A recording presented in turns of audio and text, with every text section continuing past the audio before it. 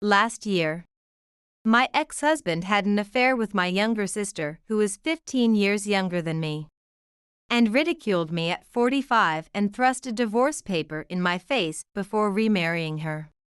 While I was out on a date with my new 30-year-old boyfriend, we ran into them. I thought you'd be sulking alone, but it looks like you've snagged a new man, huh? Good for you. But I never thought he'd be such a young one. My ex-husband sneered, looking at my boyfriend. Do you have a thing for older women? Can't believe you can walk around with such an old hag. My boyfriend, unfazed and not angry, simply replied, That's right. I might actually prefer older women. But you two know nothing. Upon hearing the truth revealed by my boyfriend, both my ex-husband and my sister turned pale. My name is Susan Harrison. I'm a 45-year-old part-time housewife with a hobby of writing novels. I have even considered becoming a professional writer and have submitted my work to publishers, but my husband of the same age, Andrew, ridicules this dream, saying, No way. Someone as old as you debuting now, that's a joke. Despite hardly ever reading, he once found and read an unfinished draft of mine, mocking it as what's this cliché stuff? You have no talent. Seriously, this is garbage. This crushed my confidence completely. Still, I couldn't give up the desire to have someone read my stories, so without telling Andrew, I started publishing them on a blog. It brings me great joy whenever I receive a comment. Andrew tends to ridicule me about various things. I have a younger sister named Mandy, who is 15 years younger than me. Andrew often praises her, saying, Young girls are great, aren't they? Mandy still looks like she's in her 20s even though she's 30, so cute, while belittling me. You used to be beautiful too, but now you're just an old hag. You even look like you're in your 50s. And Susan and Mandy, you look more like mother and daughter rather than sisters. Mandy herself enjoys the attention she gets by being compared favorably, dressing provocatively, and making sure to touch Andrew flirtatiously when they meet. Despite my warnings, she mocks me, saying, I didn't mean anything by it, but you're scary. And just because you are old and can't dress like this, don't be jealous of younger girls. Now Mandy is 30, starting to lose the edge of being the young woman. Perhaps that's why she enjoys the superiority she feels when called young and compared to me, who is 15 years her senior. I have been relieving the stress of those days by writing novels. One day, I received an email through the address I had posted on my blog. I couldn't stand it any longer and had to send you an email. I am a huge fan of your novels. I was completely engrossed in your latest work. On my blog, I simply go by Susan because I couldn't think of a good pseudonym. The person, who called himself Howard in the email, seemed passionate about my writing. I was delighted and sent back a thank you email. Subsequently, I started corresponding with Howard. He is indeed a man. However, our discussions and values align well, making our exchanges enjoyable. Howard appears to have read all the novels I published on my blog. His favorite, surprisingly, is the first novel I ever posted. I consider it flawed, but Howard disagrees. The protagonist of that novel carries the trauma of being bullied in the past. I was also bullied and still carry that trauma. I could really empathize with that protagonist. It was during this time that Andrew's affair with Mandy came to light. That day, having finished my part-time job earlier than usual, I returned home and witnessed a shocking scene. There were Andrew and Mandy in the living room, naked and embracing each other. What are you doing? You two have betrayed me. What are you thinking? Going after your wife's sister and your sister's husband. As I erupted in anger, Andrew and Mandy were initially flustered. But soon they started to defiantly justify themselves. Of course, younger Mandy is better than an old woman like you. Being attracted to younger women is just a man's instinct. Besides, you're too old to even have kids. Andrew laughed as he spoke. Despite never having expressed a desire for children throughout our long marriage, and hardly ever engaging in attempts to conceive. That's right. It's your fault, old Susan, for not being able to satisfy Andrew. He is working hard but not getting any relief, so I just comforted poor Andrew. That's why I'm remarrying Mandy. Sign this quickly, you old hag. Saying that, Andrew thrust the divorce papers at me, already signed by him. Filled with sadness from their betrayal and wounded as a woman, I no longer had the energy to resist. I'll give you the house in the divorce settlement. By now. You better start looking for a new man. Though I doubt there's anyone weird enough to like an old hag like you. With my signed divorce papers in hand, Andrew and Mandy left the house, laughing. Later, Andrew sent a message saying, I paid the alimony for you. I've been saving up for this, and indeed, $60,000 had been transferred to my account. This should keep me, a part-time housewife, going for a while. However, I was too shocked to feel like doing anything, even writing novels. During this time, I received an email from Howard. Would you like to meet? Just once, I'd like to see you. Normally, I wouldn't consider meeting a man I knew from the internet. But given the shock I was under, I wasn't as wary of Howard. Thinking nothing worse could happen, I decided to meet him for a change of scenery. By coincidence, Howard and I lived in neighboring states. So we decided to meet at a cafe halfway between us. As I approached the meeting place, a man dressed as described in his email greeted me. Recognizing me from my description. Excuse me, are you Susan? Yes, I'm Susan. You're Howard, right? Yes. Excuse me, but you're younger than I expected. Howard was a young and handsome man, around 30 years old. His intelligent writing and our matched conversations had led me to assume he was about my age. Suddenly, I felt embarrassed about my own age, especially after everything with Andrew. I wondered if Howard might be disappointed meeting someone as old as me. Thank you. I'm actually 29. Susan, you are much more beautiful than I imagined. This is quite embarrassing. Caught off guard by his words, I blushed. Oh, that's not true at all. I'm just a 45-year-old woman. 45 years old. You look like you're in your 30s. So young. No, not really. Despite my protests, having been hurt by Andrew and Mandy, I genuinely felt pleased. Standing here chatting is one thing, but let's go into the cafe. Yes. We each ordered coffee and chatted. Initially concerned about our age difference, I soon found that talking with Howard was enjoyable and the concern quickly faded. The conversation was so fulfilling that it made me forget the recent sad events. Howard, seemingly 29, had a maturity that belied his age, seeming older than Mandy. Howard was his real name, as he couldn't think of a good handle name either. My real name is Susan too. I couldn't think of a good handle name either. Then we are the same, aren't we? We chuckled together. During our conversation, Howard suggested that I submit my novel to a newcomers award at a publishing house. It would be a waste to let this talent go unused. Such talent, really. My husband mocked me, saying I had no talent and could never be a novelist. I mean, my ex-husband, actually. We've separated recently. That's just proof of your ex-husband's lack of discernment. I've read many books, but I've never encountered the novels as touching as yours. You definitely have talent. Let's debut and show your ex-husband what you can do.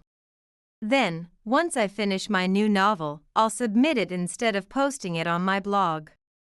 I'm looking forward to reading it in book form. It's not certain I'll win an award yet.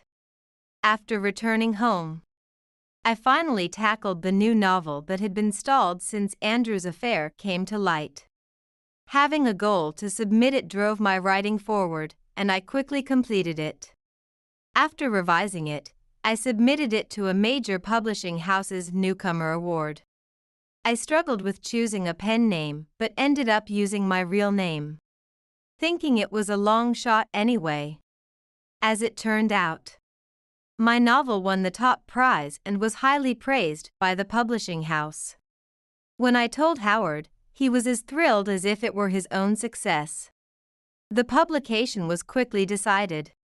And when I told the editor that I had been writing novels on a blog and shared the blog's name, the editor read it and suggested we publish that too.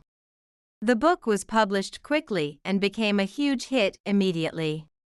Debuting at 45, it seemed to inspire people that it's never too late to start something. Talks of a movie adaptation began. And everything was going incredibly well, like a dream. During this time, Howard confessed his feelings after we had met several times. I initially thought he was joking, but his eyes were serious. I'm such an old woman, you know? I'm 16 years older than you. Plus, I'm divorced. That doesn't matter at all. You should think it over. You're handsome and could date much younger women. Just like my ex-husband did. He chose my sister, who is 15 years younger, because he thought I was too old. I inadvertently brought up Andrew. At that moment, Howard hugged me tightly. I'm not like your terrible ex-husband. I will definitely make you happy. My face turned red, and I couldn't contain my excitement. Howard quickly stepped back. I'm sorry. If you don't like me, I'll give up. That's not it at all. Well then, let's start dating, just to try it out. Really? Yes. Let's look forward to what's ahead. With that, Howard and I began dating. Though initially just a trial, as our relationship developed, the age difference ceased to matter. A year and a few months after my divorce from Andrew, Howard and I were arm in arm when we suddenly heard a voice. Hey, Susan, long time no see. Susan. How have you been? It was Andrew and Mandy, the last two people I wanted to encounter. I grimaced upon seeing them. Look, Susan. I'm pregnant with Andrew's child, Mandy said, flaunting her swollen belly. Seriously, it was a good thing I divorced you. Old hag can't get pregnant. But I thought you'd be moping around alone. Yet here you are, snagged a new guy, huh? Good for you. But wow, I didn't expect him to be so young. Hey, he's quite a catch. Not as much as Andrew, but good job, Susan. Mandy rudely scrutinized Howard, appraising him as if he were an item. How did you manage to snag such a young man? Really, you look more like his mother than his girlfriend. Andrew turned to Howard, sneering. Do you like older women? I can't believe you'd walk around with such an old hag. Aren't you embarrassed? Howard, unruffled and calm, replied. Maybe I do prefer older women. But you two know nothing. Know nothing about what? About her. Did you really not know? Susan's novel is a huge hit, and she's a best-selling author right now. Look, that bookstore over there is even prominently displaying her books. Didn't you know her pen name is her real name? Through the glass doors of the bookstore, Andrew and Mandy saw stacks of my books. Sure, it says Susan Brown, but is it really you? Could it just be someone with the same name? Nope. She's also been appearing in the media, known for her beauty. She's a bit of a celebrity now. Someone like her isn't embarrassed, but proud. We had no idea. We don't really care about books.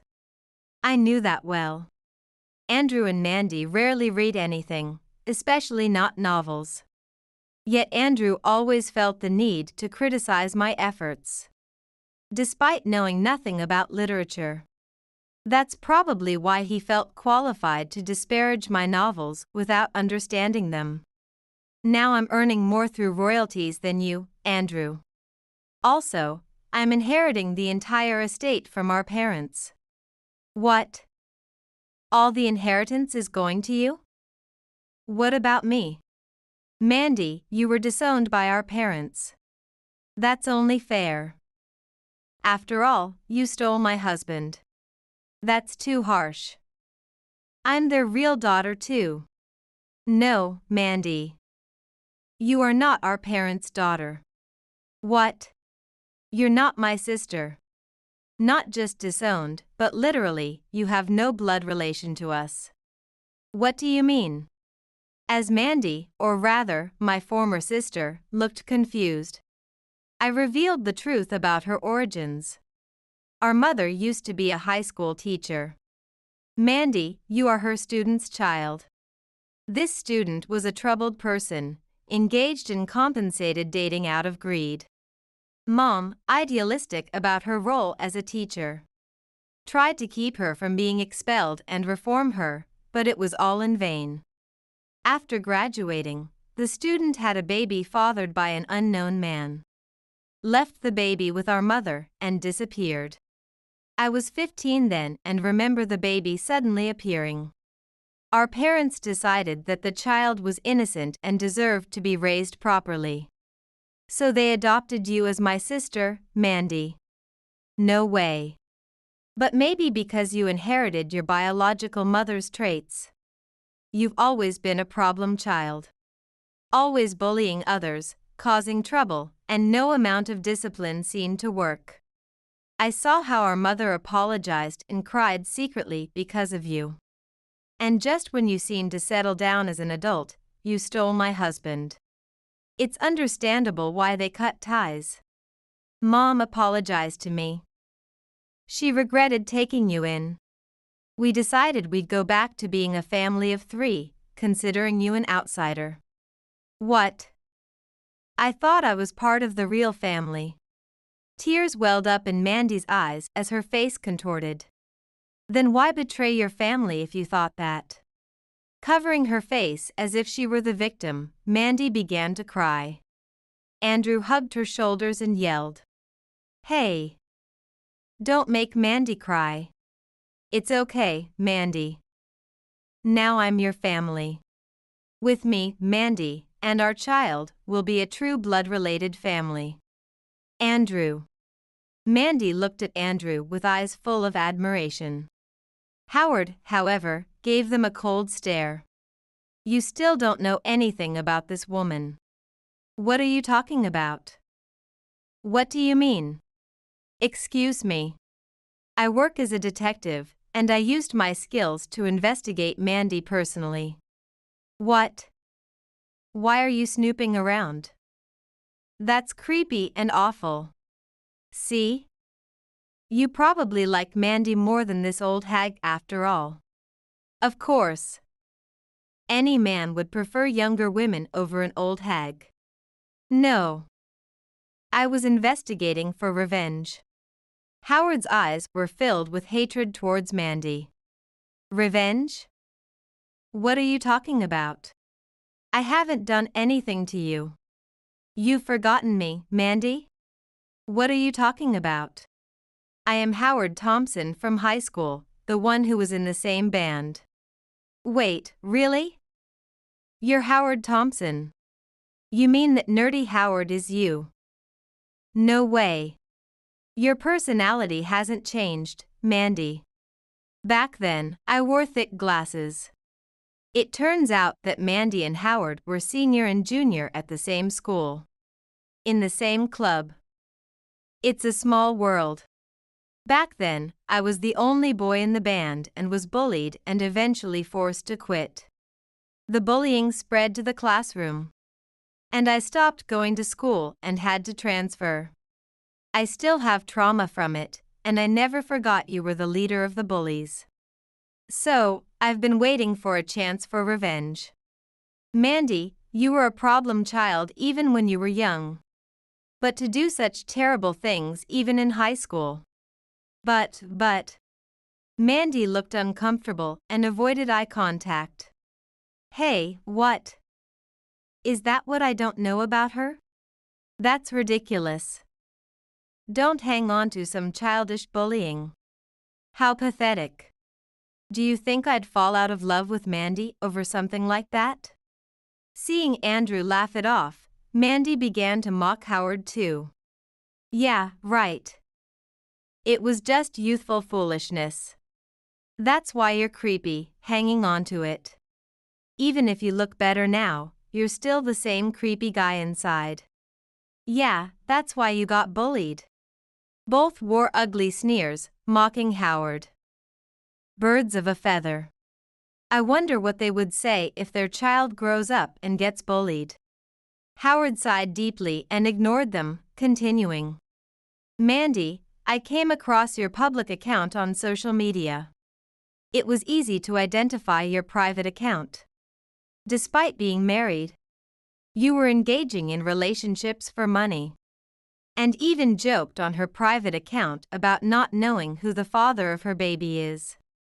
I've been collecting this information, hoping to use it for revenge someday.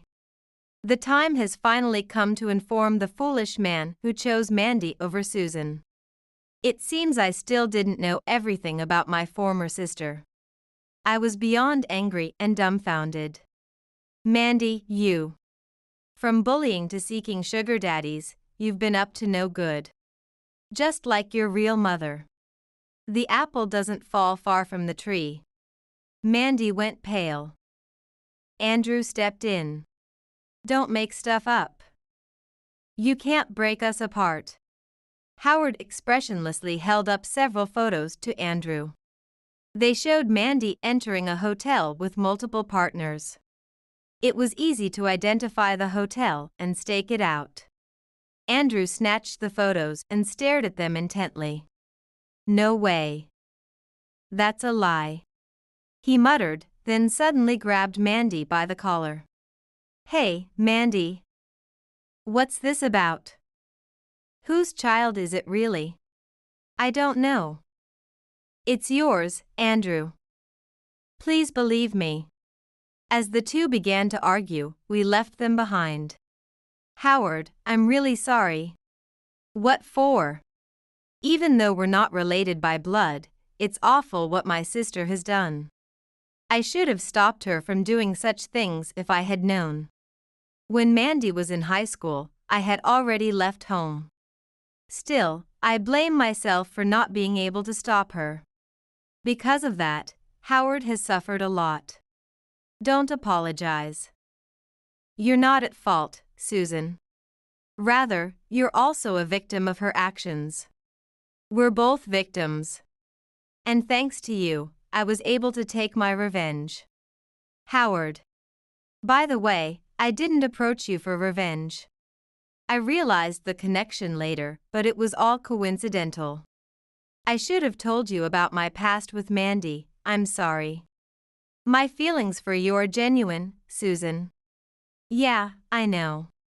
No one could write such passionate reviews just as an act. I've had a fear of women because of my bullying in school.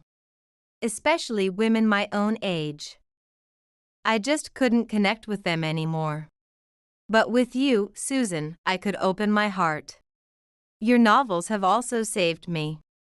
Thanks to you, my distrust of women has healed significantly. So, I am really grateful. I haven't done much. But if I could have provided even a little solace for Howard, that makes me happy. Later, after Andrew forced reluctant Mandy to undergo a prenatal paternity test, it turned out the child wasn't his.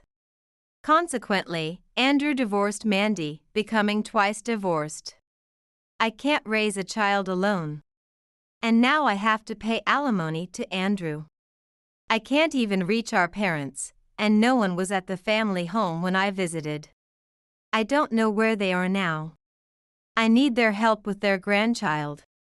It's such a shame, considering your age makes it impossible for you to have children. This would have been their only grandchild. Of course, no one was at the family home.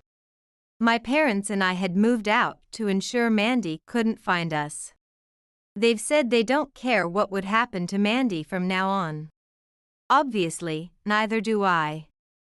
What grandchild? A child of a former daughter who has been disowned and has no blood ties is hardly a grandchild to my parents. And even now, she doesn't forget to try and one-up me. Please, Susan, you have money. Help me. If not, at least persuade our parents. Tell me where they are. We're family, aren't we? There's supposed to be some familial affection, right?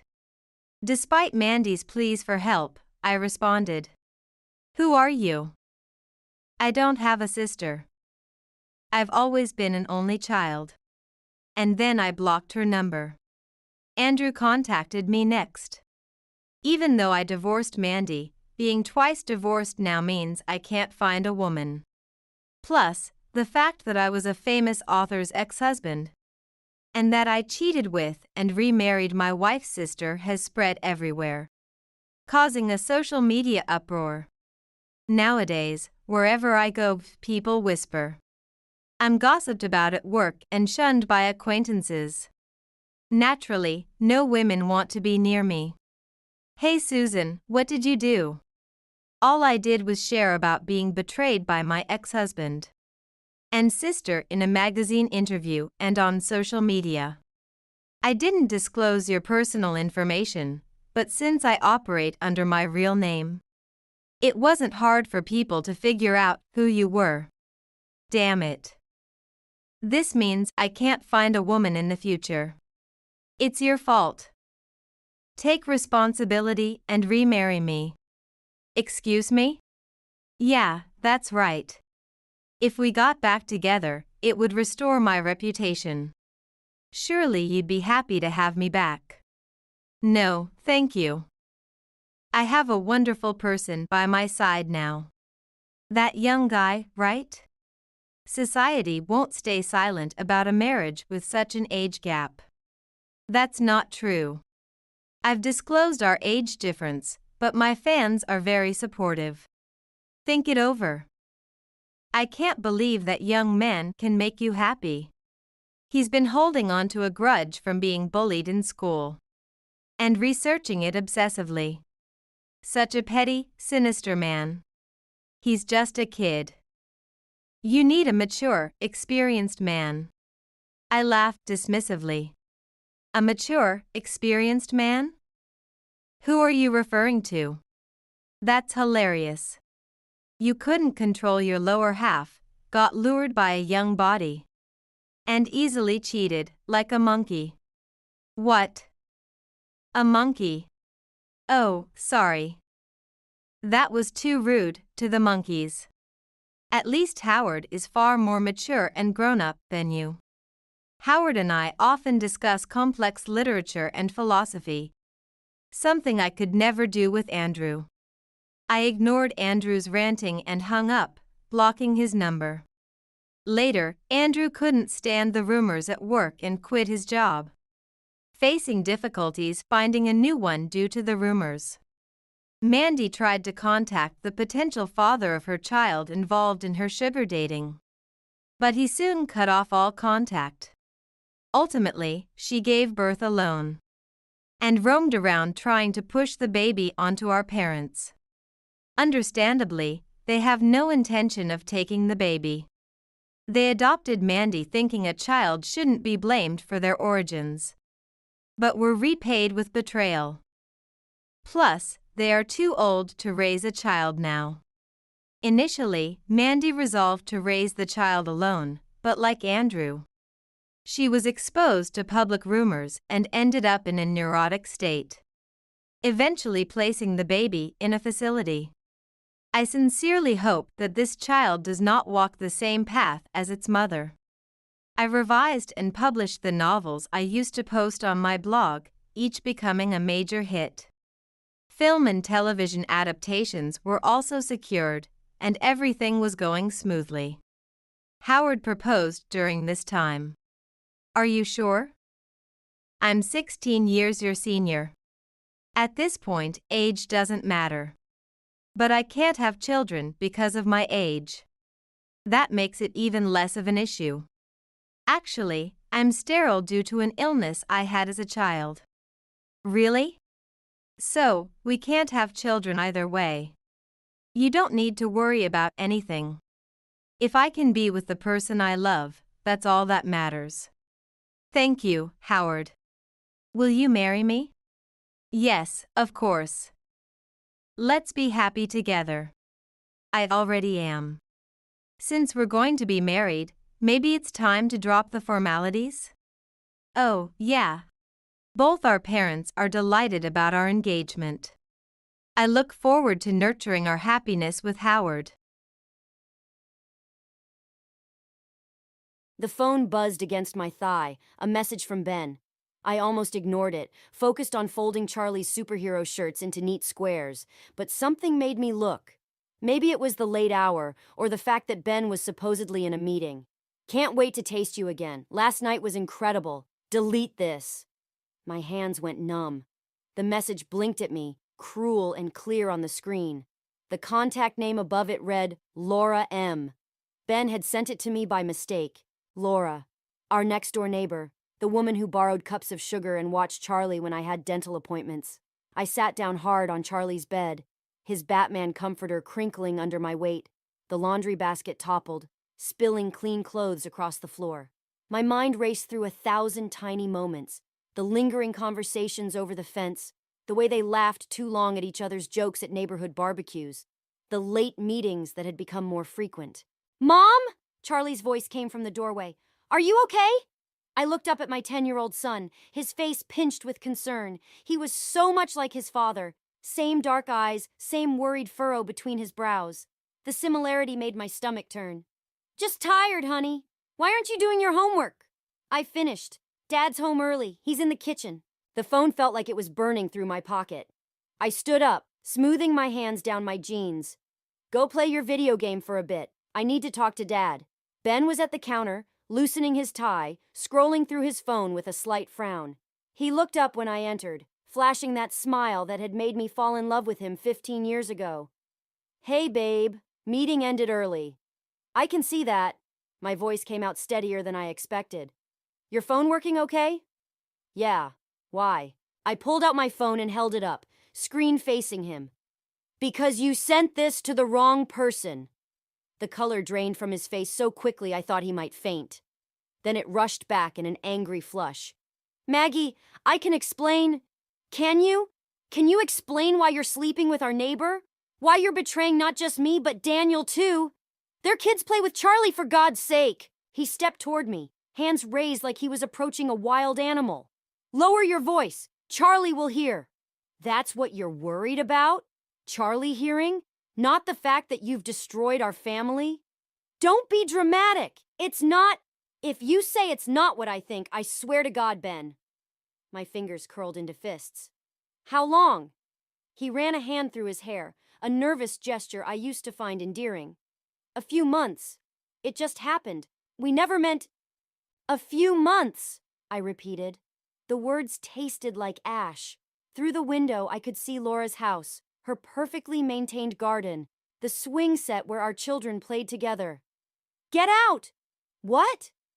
Get out of this house, now, before I do something we'll both regret. This is my house, too. You can't just watch me. I pulled out my phone again. Should I forward this message to Daniel? To the whole neighborhood? To your boss? His face hardened. You wouldn't dare. Try me. The Ben I thought I knew wouldn't dare sleep with our neighbor either. So clearly I don't know what either of us is capable of anymore. We stood there, the granite counter between us like a battle line. From upstairs came the muffled sounds of Charlie's video game, the cheerful music a jarring contrast to the moment. Finally, Ben grabbed his keys. "We need to talk about this rationally. When you've calmed down, get out!" He left, the door clicking shut behind him with surprising gentleness. I waited until I heard his car start before I let myself shake. Let the tears come. My phone buzzed again. Another message from Ben. Probably more excuses, more lies. I deleted it without reading it. Then I opened my contacts and scrolled to Emily's name. My finger hovered over the call button as I stared out the window at Laura's house, where a light had just come on upstairs. This wasn't over. Not by a long shot. Emily arrived with 2 bottles of wine and a fierce expression that said she was ready for war.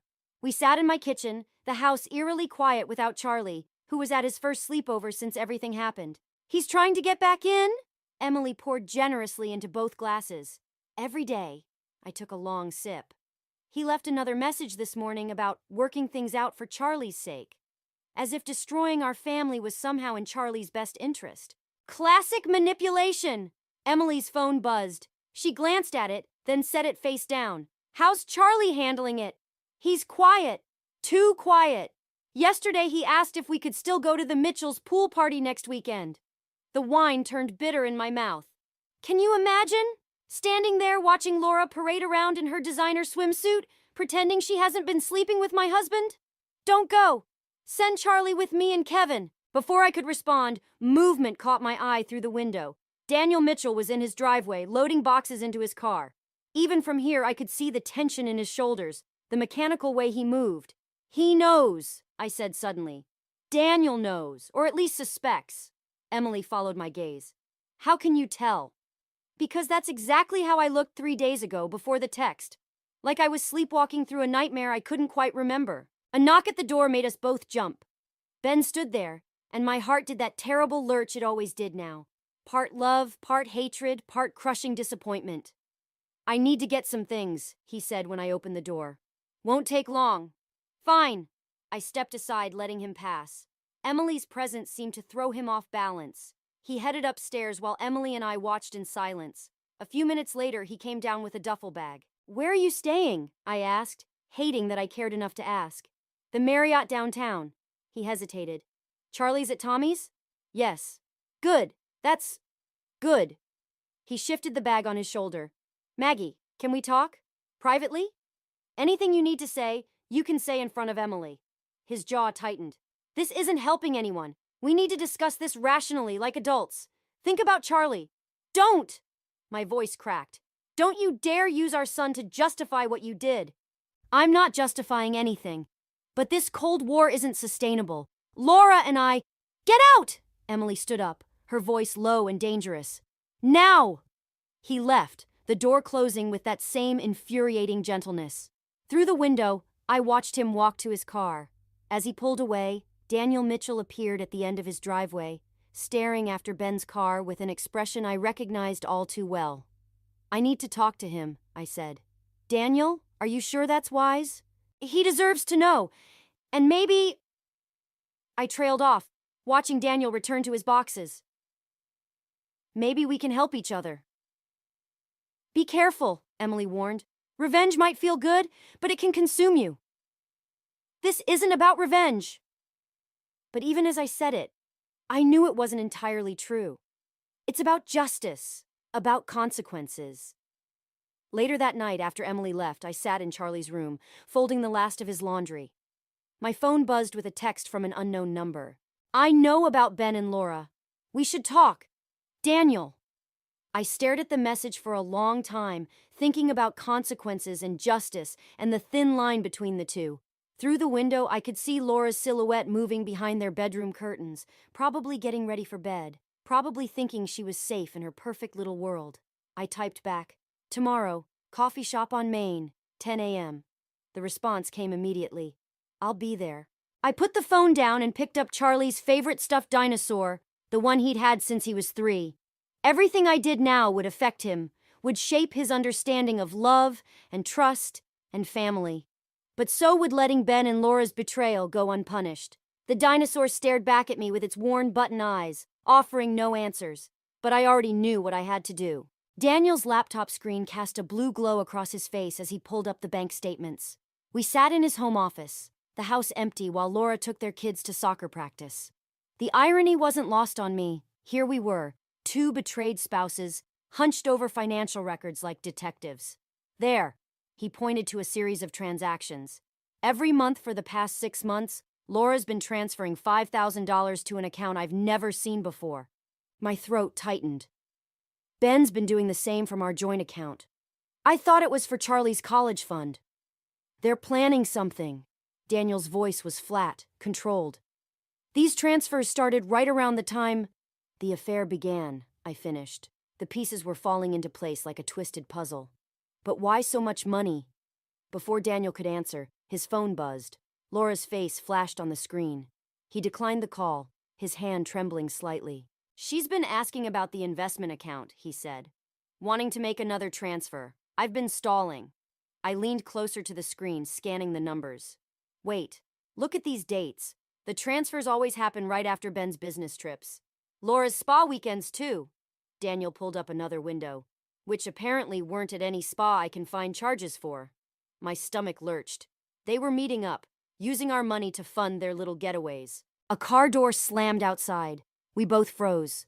Through the window, I saw Ben's Mercedes pulling into my driveway next door. He got out, carrying a gift bag with bright tissue paper sprouting from the top. Charlie's birthday present, I said bitterly.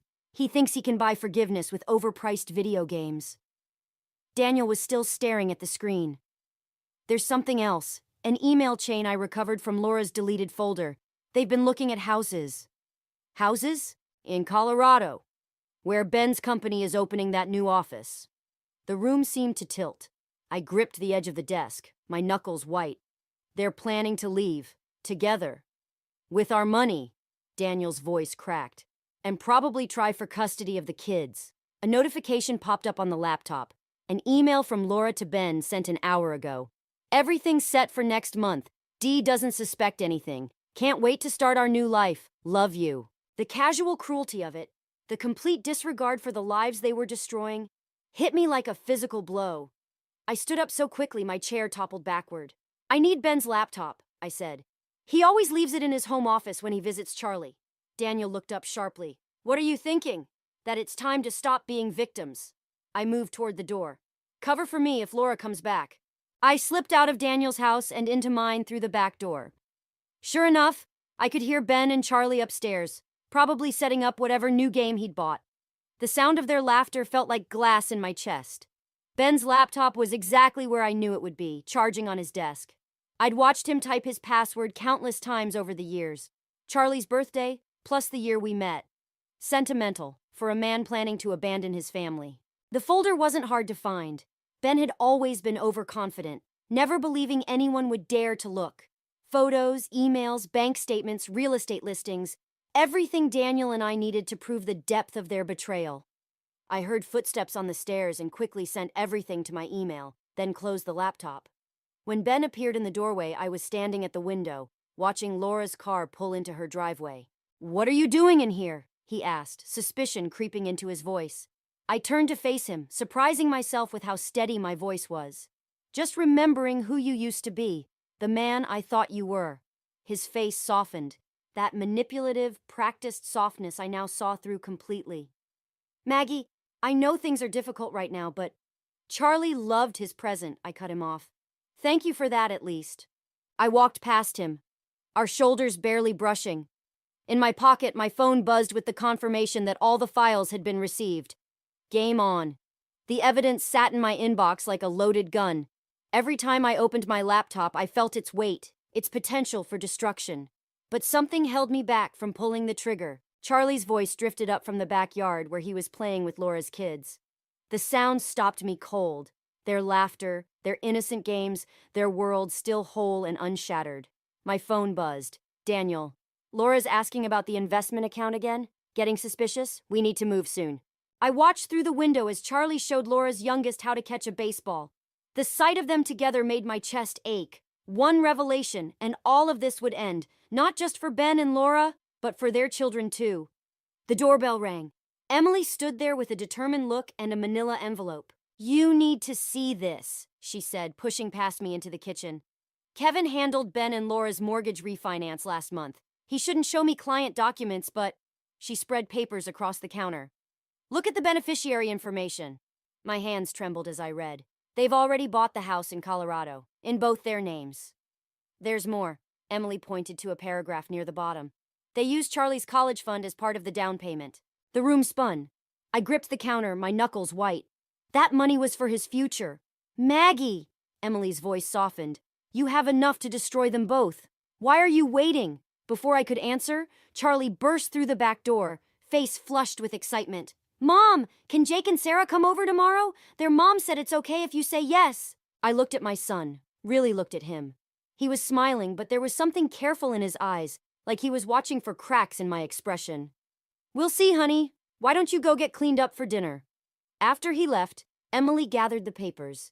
You can't protect him forever. The truth will come out eventually. I know. I sank into a chair.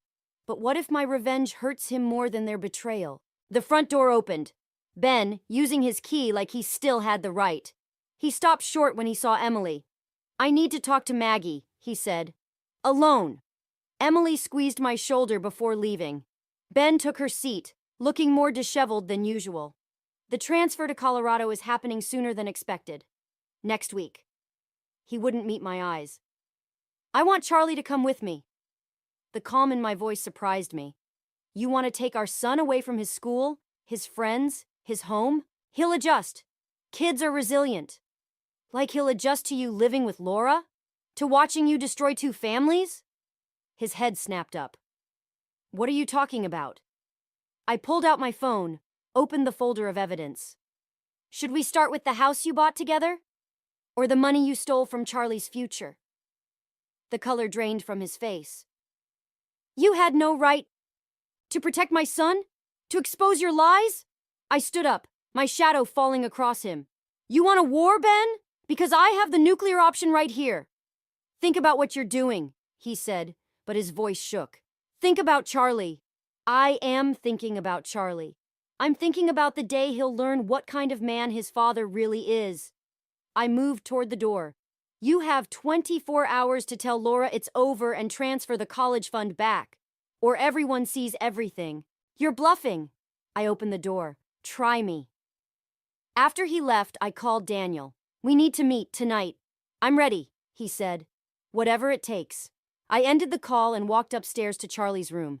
He was sitting on his bed, clutching his dinosaur, and I knew he'd heard everything. Mom? His voice was small. Are we going to Colorado?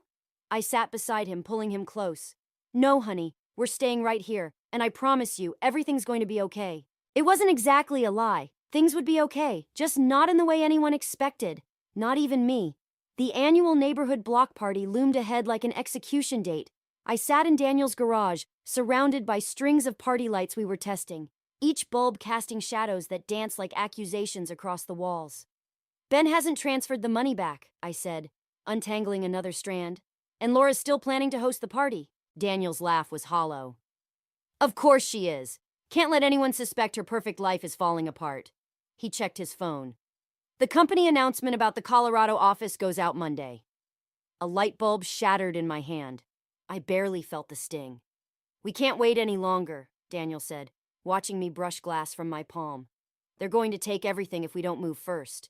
The garage door opened, and Laura walked in, wearing her signature perfect smile. There you are, Daniel. Margaret, I didn't expect to see you here. Just helping with party prep. I held up the lights, letting her see the blood on my hand. Her smile flickered. How neighborly. Though I was hoping to discuss the party details with Daniel privately. No secrets between neighbors, right? The words tasted like poison. Laura's phone chimed. She glanced at it, and for a split second her mask slipped.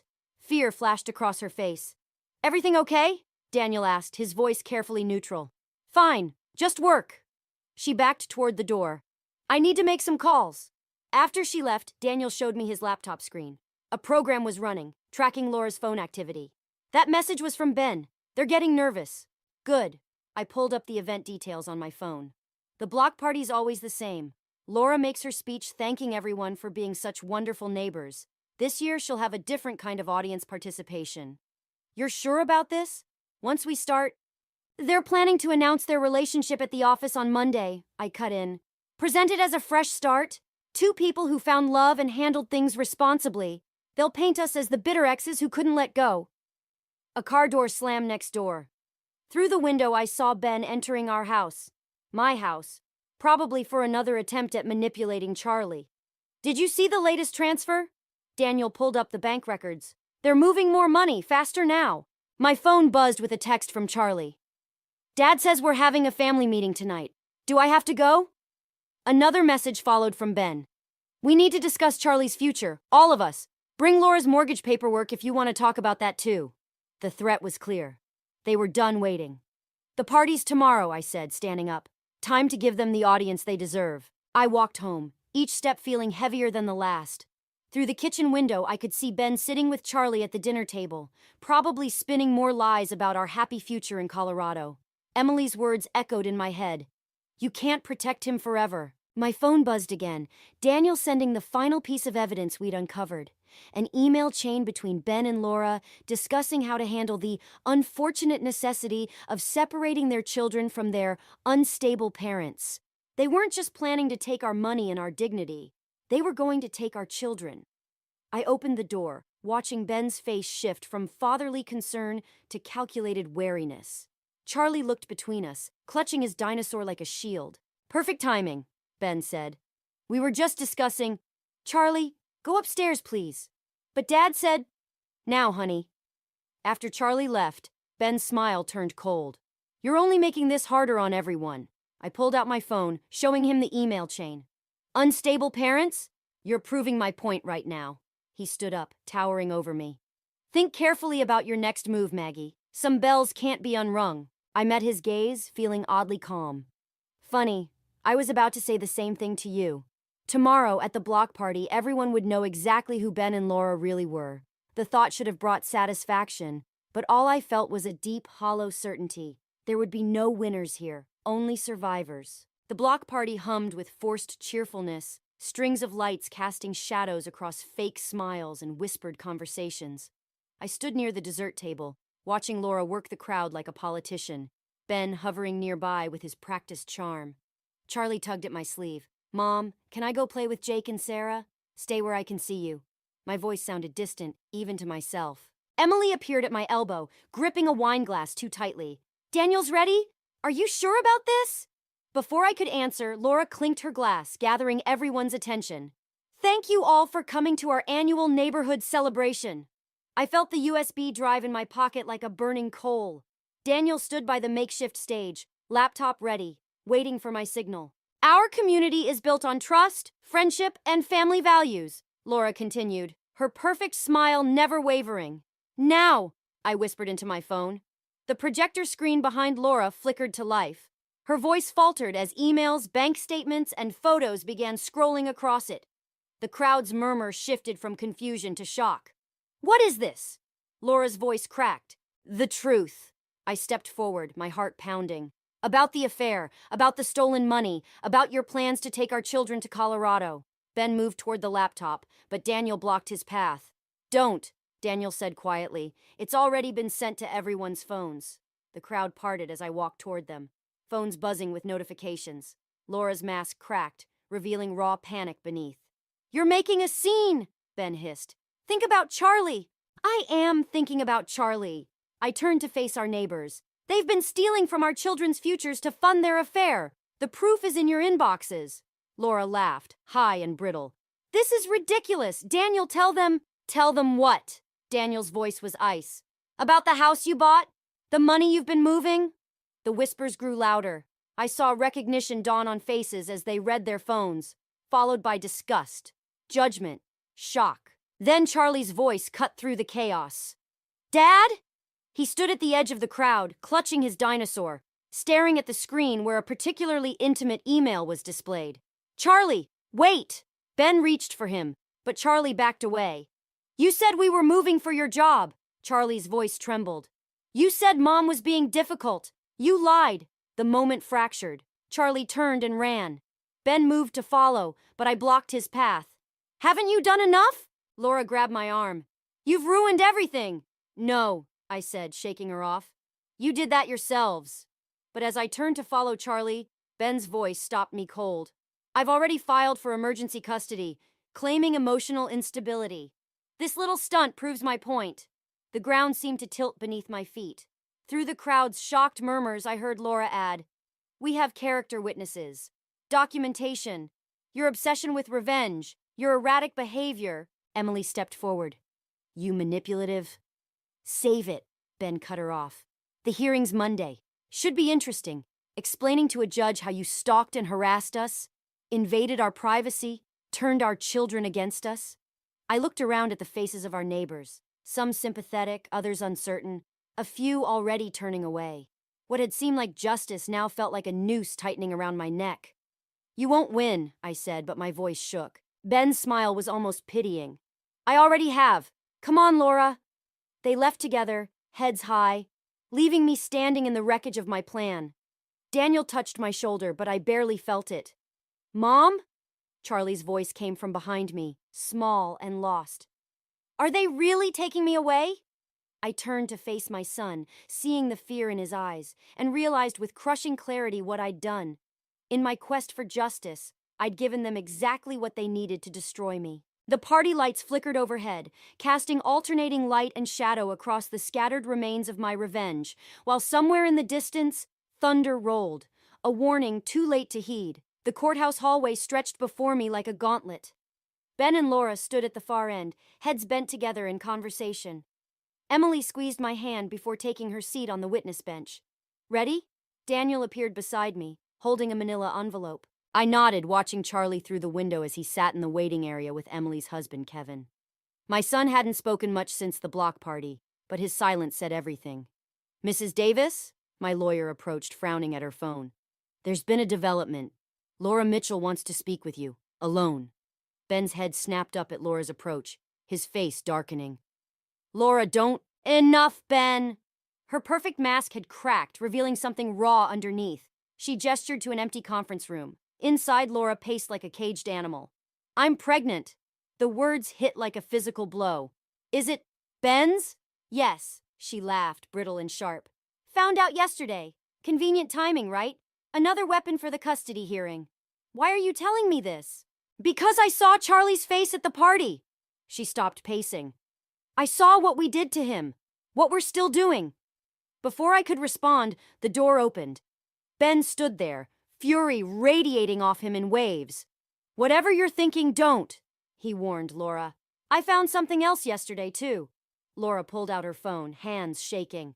"While packing for Colorado. Tell her about the offshore accounts, Ben. The ones you've been moving company money into." The color drained from Ben's face. "You're lying." "Am I?"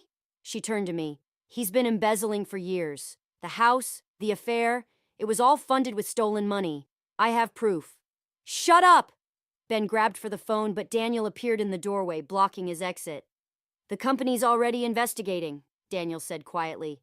"Anonymous tip." Ben's facade crumbled. In that moment, I saw him clearly. Not the charming man I'd married, but a cornered animal, desperate and dangerous. "You really want to do this?" He turned to me. "Fine. Let's tell the judge everything. How you hacked my computer. How you and Daniel conspired. Tell them." Charlie's voice came from behind Daniel. He stood there, clutching his dinosaur, eyes bright with tears and determination. "I'll tell them too. About the lies. About Colorado. About everything." "Charlie, go back outside," Ben ordered. "No." Charlie stepped into the room. "I heard you and Laura talking last week. About the money. About making Mom look crazy so you could take me away." Laura pressed her phone into my hand. "Everything's here. The accounts, the transfers, the emails, planning it all. I'm done protecting him." "You'll lose everything," Ben hissed at her. "I already have." She rested a hand on her stomach. "But I won't let you destroy anyone else." The bailiff appeared in the doorway. "Judge is ready." I looked at the phone in my hand, then at Charlie's determined face, and finally at Ben, the man who'd thought he could take everything from me. "The hearing's canceled," I said. "We're going to the police instead, right now." "You can't—" "Watch me." I turned to my lawyer. "Call the district attorney and the SEC." Ben lunged for the phone, but Daniel caught him. In the struggle, Charlie's dinosaur fell, splitting open along a seam. Papers spilled out, documents Charlie had been secretly collecting, overheard conversations he'd written down, dates and times of suspicious calls. My son had been building his own case all along. Ben sagged in Daniel's grip, seeing the evidence of his son's quiet rebellion. Laura was already talking to the bailiff, confessing everything. I knelt beside Charlie, gathering his scattered notes. "Why didn't you tell me?" "You were protecting me," he said simply. "I wanted to protect you, too." Outside the conference room, I heard the growing commotion as police arrived. Ben's carefully constructed world was crumbling, but Charlie's hand was warm in mine, anchoring me to what really mattered. Sometimes the best revenge isn't about destroying your enemies. It's about protecting what they never truly valued in the first place. The moving boxes made our living room look smaller. Charlie sat cross-legged on the floor, carefully wrapping his dinosaur collection in newspaper. Through the window, I could see Daniel loading his own moving truck, heading for a fresh start on the other side of town. "Found something," Charlie said, pulling a crumpled paper from inside his favorite T-Rex. Another one of his secret notes, dated from before everything fell apart. I sat beside him, smoothing out the page. His childish handwriting documented a conversation between Ben and Laura about their Colorado dreams, followed by a simple question. "Why isn't Mom enough?" "I don't need this anymore," Charlie said, balling up the paper. "We're okay now, right?" The newspaper headline on the coffee table caught my eye. "Tech executive faces embezzlement charges." Ben's corporate headshot stared back at me, his practiced smile now seeming hollow. "We're more than okay," I said, helping Charlie wrap another dinosaur. "We're free." The doorbell rang. Laura stood there looking different, softer somehow, her perfect facade replaced by something more human. Her pregnancy was starting to show. "The company's releasing the recovered funds," she said, holding out an envelope. "Your portion of what Ben stole. Daniel has his too." I took the envelope without opening it. "How are you doing?" "Taking it day by day." She touched her stomach. "The baby deserves better than a prison visiting room, but she'll know the truth when she's old enough. No more perfect lies." Charlie appeared in the doorway. "Is it a girl?" Laura nodded, tears threatening. "Would you like to be her honorary big brother? Help her understand things someday?" "Maybe," Charlie said, considering. "If Mom says it's okay." The simple trust in his voice made my throat tight. After everything, he still looked to me for guidance, for protection. "We'll see," I said. "One day at a time." After Laura left, I found Charlie in his room, placing his last dinosaur in a box. The empty house next door cast long shadows across his wall. "Mom?" He held out a sealed envelope. "I wrote this during the court stuff, when I was scared about everything." Inside was a letter, written in his careful school penmanship. "Dear Mom, I know you think you have to be strong all the time, but I saw you crying when you thought I was asleep. It's okay. You taught me that being strong means telling the truth, even when it hurts. You're the strongest person I know. Love, Charlie." "I didn't give it to you then," he said, "but I want you to have it now." I pulled him close, breathing in the familiar scent of his hair. Outside, a moving truck engine started, Daniel beginning his own journey toward healing. Emily's car pulled into our driveway, right where Ben's Mercedes used to park. She'd been helping us pack, preparing for our move to the smaller house across town. Not running away, just starting fresh. "Ready for pizza?" she called through the window. "Kevin's bringing Charlie's favorite," Charlie brightened. "Can we eat it picnic style, since all the furniture's packed?" "Perfect idea." As Charlie ran downstairs, I looked around his half-packed room. The dinosaur collection was safely boxed, but one remained on his windowsill. The T-Rex with the split seam, the one that had carried his secret evidence. He'd repaired it carefully, the stitches small and precise. Like the dinosaur, we weren't broken anymore. Changed, scarred maybe, but stronger where we'd been mended. I picked up another box, feeling its weight. Not just possessions, but memories. Lessons learned, truths finally spoken. Below, Charlie's laughter mixed with Emily's voice, the sound of our chosen family coming together. Some would call it karma, how everything turned out. But standing there, surrounded by the pieces of our new life waiting to be unpacked, I realized it was something simpler. It was justice, yes. But more than that, it was freedom. The freedom to be imperfect, to be honest, to be ourselves. And that was better than any revenge could ever be. I stared at my reflection in the bathroom mirror, my hands trembling as I gripped the edge of the sink. Mom's words echoed in my head, each one a dagger to my heart. "Jordan, honey, I'm worried about you," she had said over our weekly Sunday brunch. "You're not getting any younger, and I just want to see you settled before." I splashed cold water on my face, trying to wash away the memory of her concerned eyes. At 35, I'd always thought I had plenty of time. But seeing the fear in Mom's face, the unspoken dread of leaving me alone in the world, it shook me to my core. A gentle knock on the door startled me. "Jor, you okay in there?" It was Nicole, my younger sister. I took a deep breath and opened the door. "Yeah, I'm fine." Nicole raised an eyebrow, clearly not buying it. "Mom got to you, didn't she?" I nodded, unable to find the words. "Come on," she said, grabbing my hand. "Let's grab a coffee. You look like you need it." 20 minutes later, we were seated at our favorite cafe, steaming lattes in front of us. Nicole leaned forward, her eyes full of understanding. "Look, I know Mom means well, but you can't let her pressure you into something you're not ready for." I sighed, wrapping my hands around the warm mug. "It's not just that, Nick. You should have seen her face. She's scared, and I can't help but feel like I'm letting her down." "You're not letting anyone down," Nicole insisted. "You have a great career, your own place, you're doing just fine. But what if she's right?"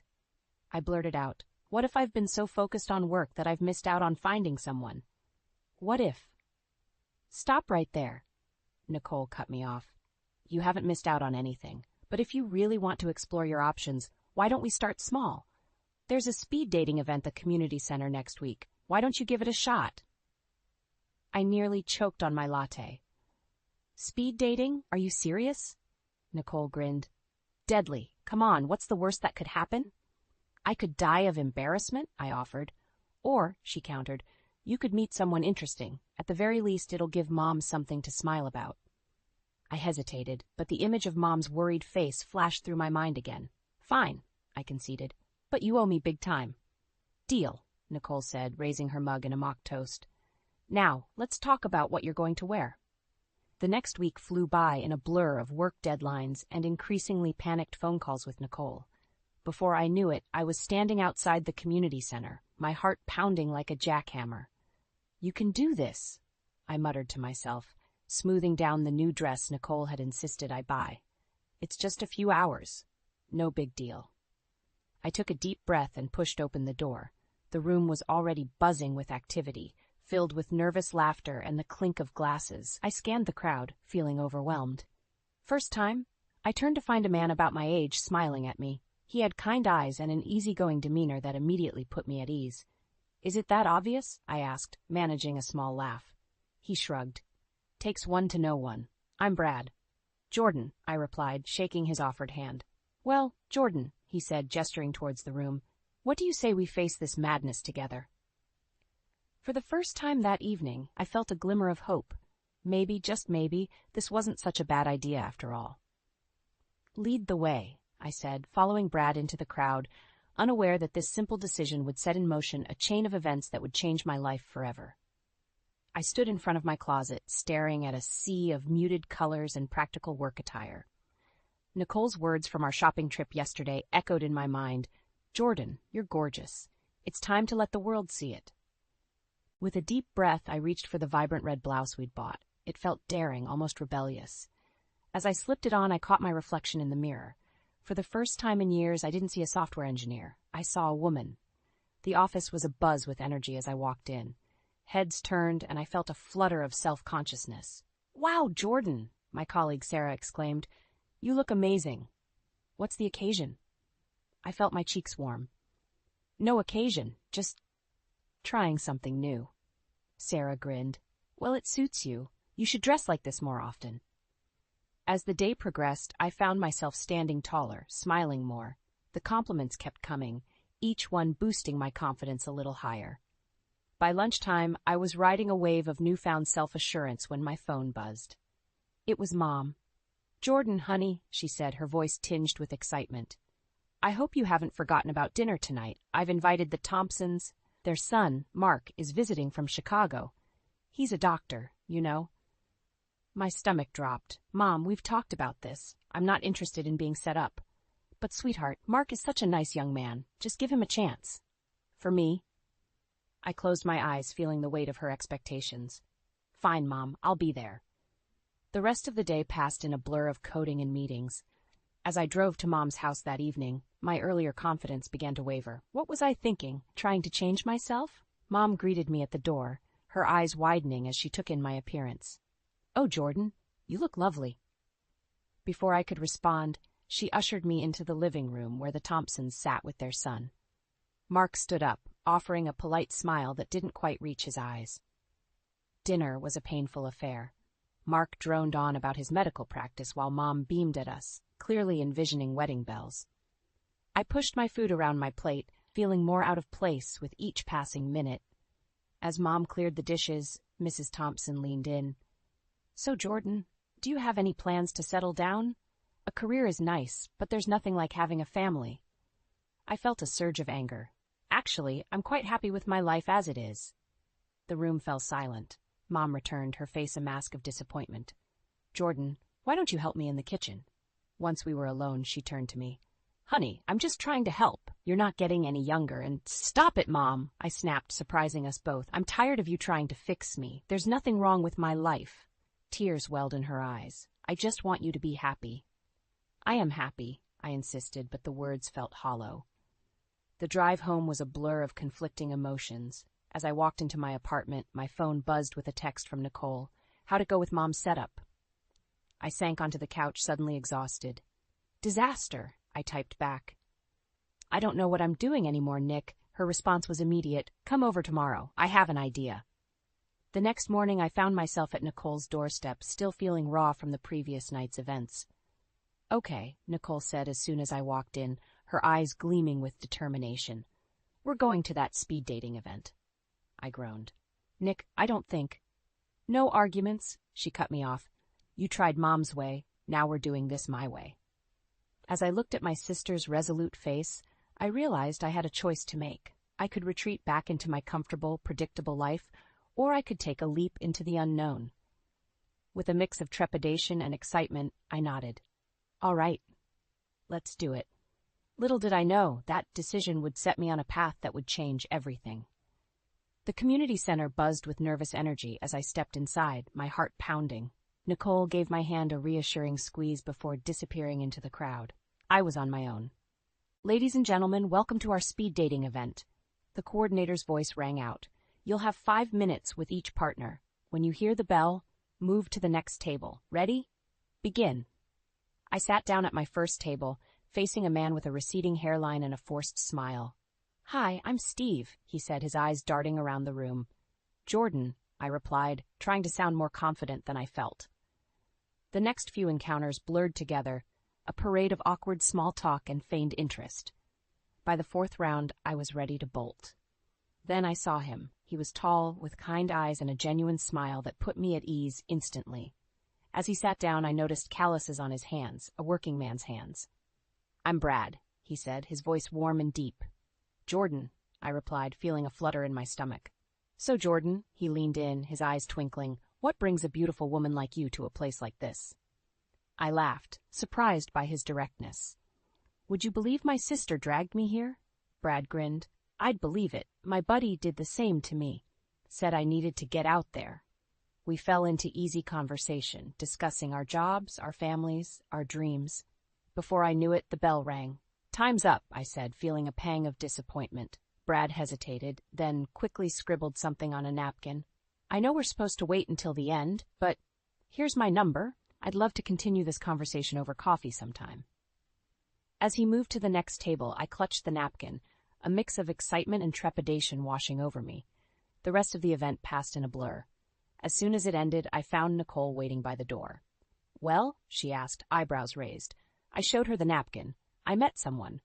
Nicole squealed, drawing curious glances. "Details now." We headed to a nearby cafe where I recounted my meeting with Brad. Nicole listened intently, her eyes sparkling with excitement. "He sounds perfect, Jor," she said. "When are you going to call him?" I hesitated. "I don't know, Nick. What if—" "No what ifs," she cut me off. "You're calling him. Right now." Before I could protest, Nicole had snatched my phone and dialed the number. "It's ringing," she mouthed, handing it back to me. "Hello?" Brad's voice came through the speaker. "Hi, Brad." It's Jordan from the speed dating event. Jordan, I'm glad you called. I was hoping we could grab that coffee. We made plans for the following evening, and as I hung up, I felt a mix of excitement and terror. The next day, I stood in front of the mirror, scrutinizing my outfit. The red blouse from before felt too bold now.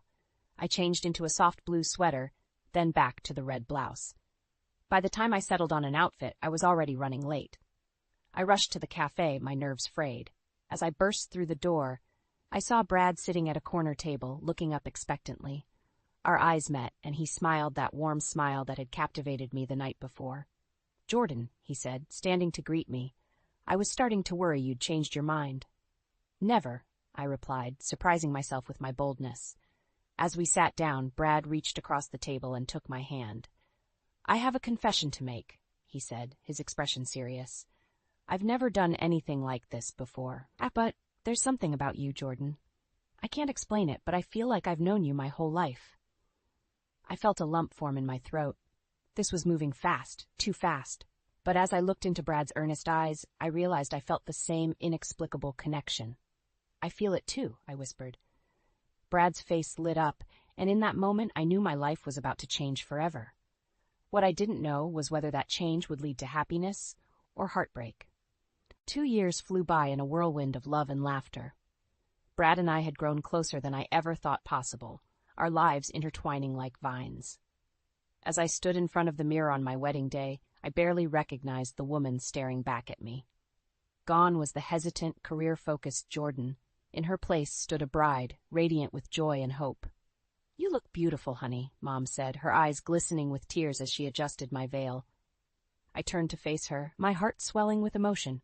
"Thank you, Mom, for everything." She pulled me into a tight embrace. "I'm so happy for you, Jordan. Brad is a wonderful man." As we broke apart, a shadow crossed her face. "I just wish his family could be here to share this day." I felt a pang of sadness. Brad's strained relationship with his parents had been a source of tension throughout our engagement. They'd refused to attend the wedding, citing irreconcilable differences with their son's life choices.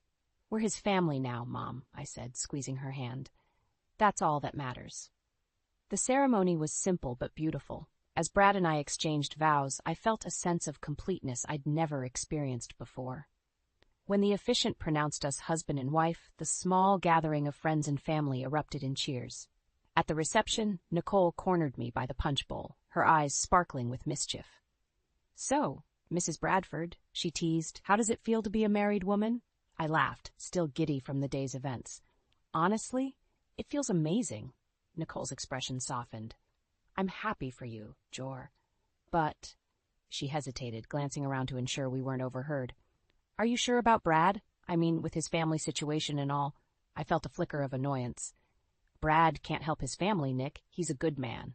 I know, she said, holding up her hands in surrender. "I just worry about you, that's all." Before I could respond, Brad appeared at my side, wrapping an arm around my waist. "Everything okay here, ladies?" I leaned into him, pushing away my doubts. "Everything's perfect." As the night wore on, I found myself watching Brad interact with my family. He was charming, attentive, everything I could have hoped for in a husband. Yet there was a nagging feeling I couldn't shake, a sense that something was off. Later, as we slow danced under the twinkling lights, I voiced my concerns. "Brad, are you sure you're okay with all this? With becoming part of my family?"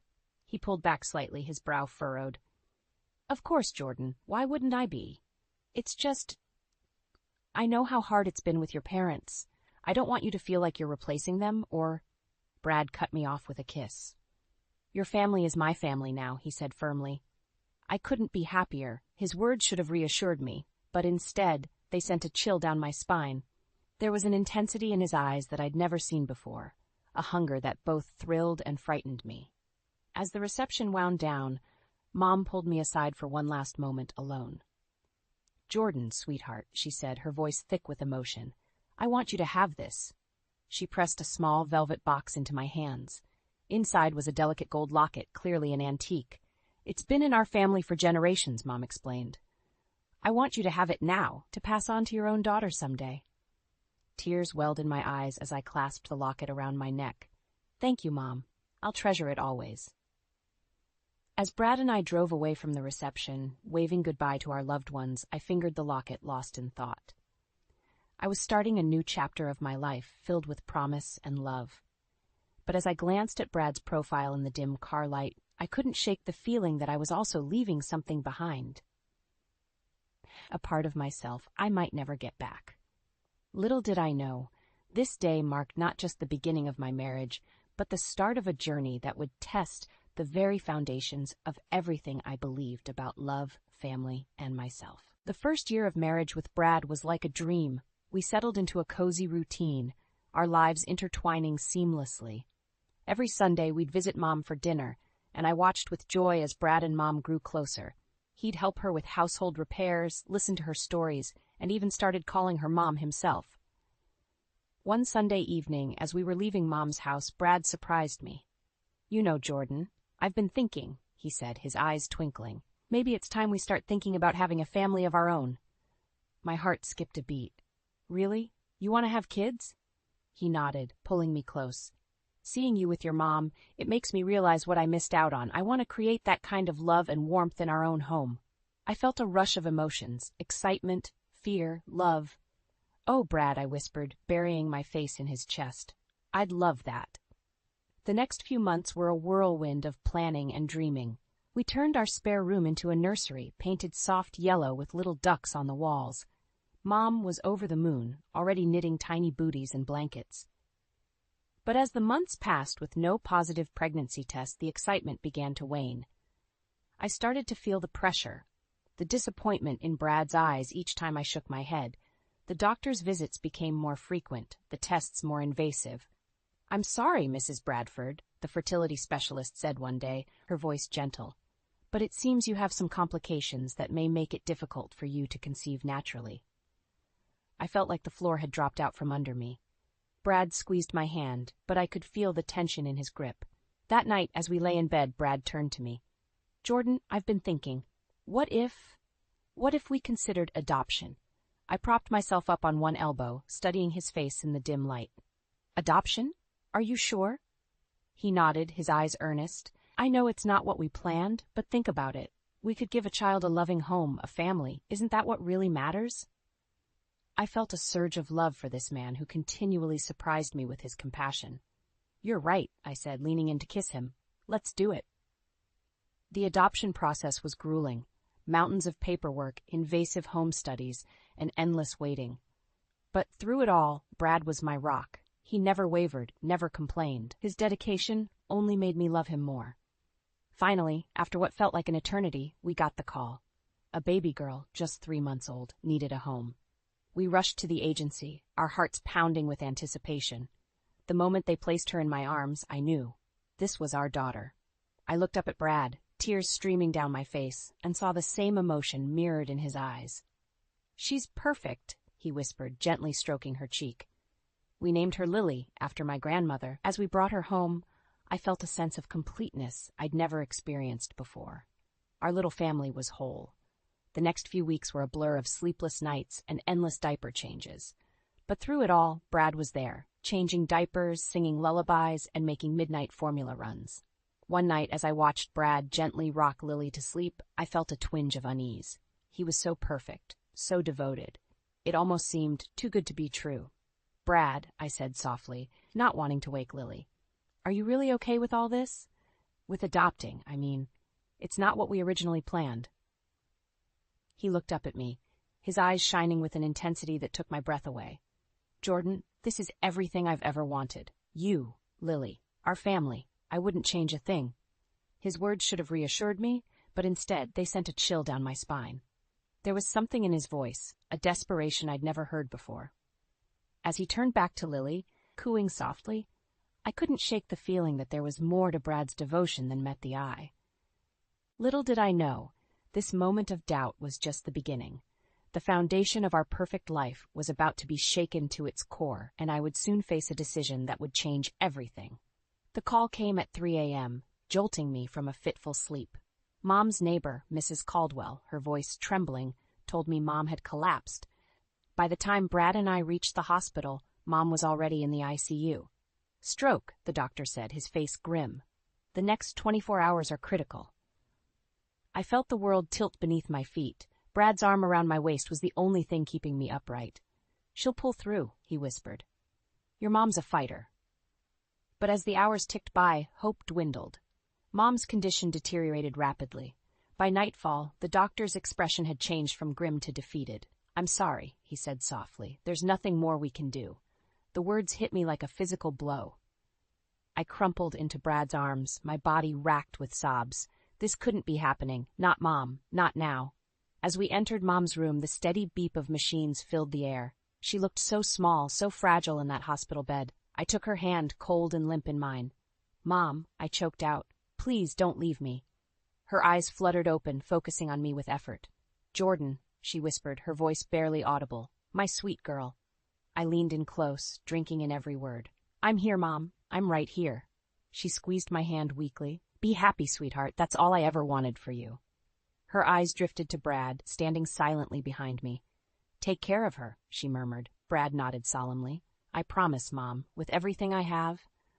Mom's lips curved into a faint smile. Then with a soft sigh, she closed her eyes. The machines wailed as her heart stopped beating. The next few days passed in a blur of grief and exhaustion. Brad took charge of the funeral arrangements, handling everything with quiet efficiency. I moved through the motions like a ghost, barely able to function. The day of the funeral dawned bright and clear, a cruel contrast to the darkness in my heart. As I stood before the mirror, struggling to fasten the clasp of Mom's locket, Brad appeared behind me. "Let me," he said gently, his fingers deftly securing the necklace. I met his eyes in the reflection. "I don't know how to do this," I whispered. "How to live without her." Brad turned me to face him, his hands on my shoulders. "You're not alone, Jordan. I'm here. We'll get through this together." At the cemetery, I clutched Brad's hand like a lifeline as they lowered Mom's casket into the ground. Nicole stood on my other side, her daughter Maya pressed close to her leg. As people began to disperse, Brad squeezed my hand. "I'll give you a moment alone," he said, moving away. I knelt by the fresh mound of earth, tears streaming down my face. "I'm sorry, Mom," I whispered. "I'm sorry I didn't spend more time with you. I'm sorry for all the things I never said." A hand on my shoulder startled me. I looked up to see Nicole, her eyes red-rimmed but determined. "She knew, Jor," she said softly. "Mom knew how much you loved her." As we walked back to the car, I noticed Brad deep in conversation with the funeral director. Their hushed tones and serious expressions sent a chill down my spine. "Everything okay?" I asked as Brad rejoined us. He nodded, a bit too quickly, "Just finalizing some details." That night, as I lay sleepless in bed, I heard Brad's voice from downstairs. He was on the phone, speaking in low, urgent tones. "Need to move quickly." I caught snippets of his conversation. "Before she suspects anything." My heart began to race. What was Brad up to? And why did I have the sinking feeling it had something to do with Mom's death? As I lay there, my mind spinning with questions and suspicions, I realized that my grief was slowly giving way to something else. A determination to uncover the truth, no matter the cost. Little did I know, the path I was about to embark on would shatter everything I thought I knew about my life, my marriage, and the man I had chosen to spend my life with.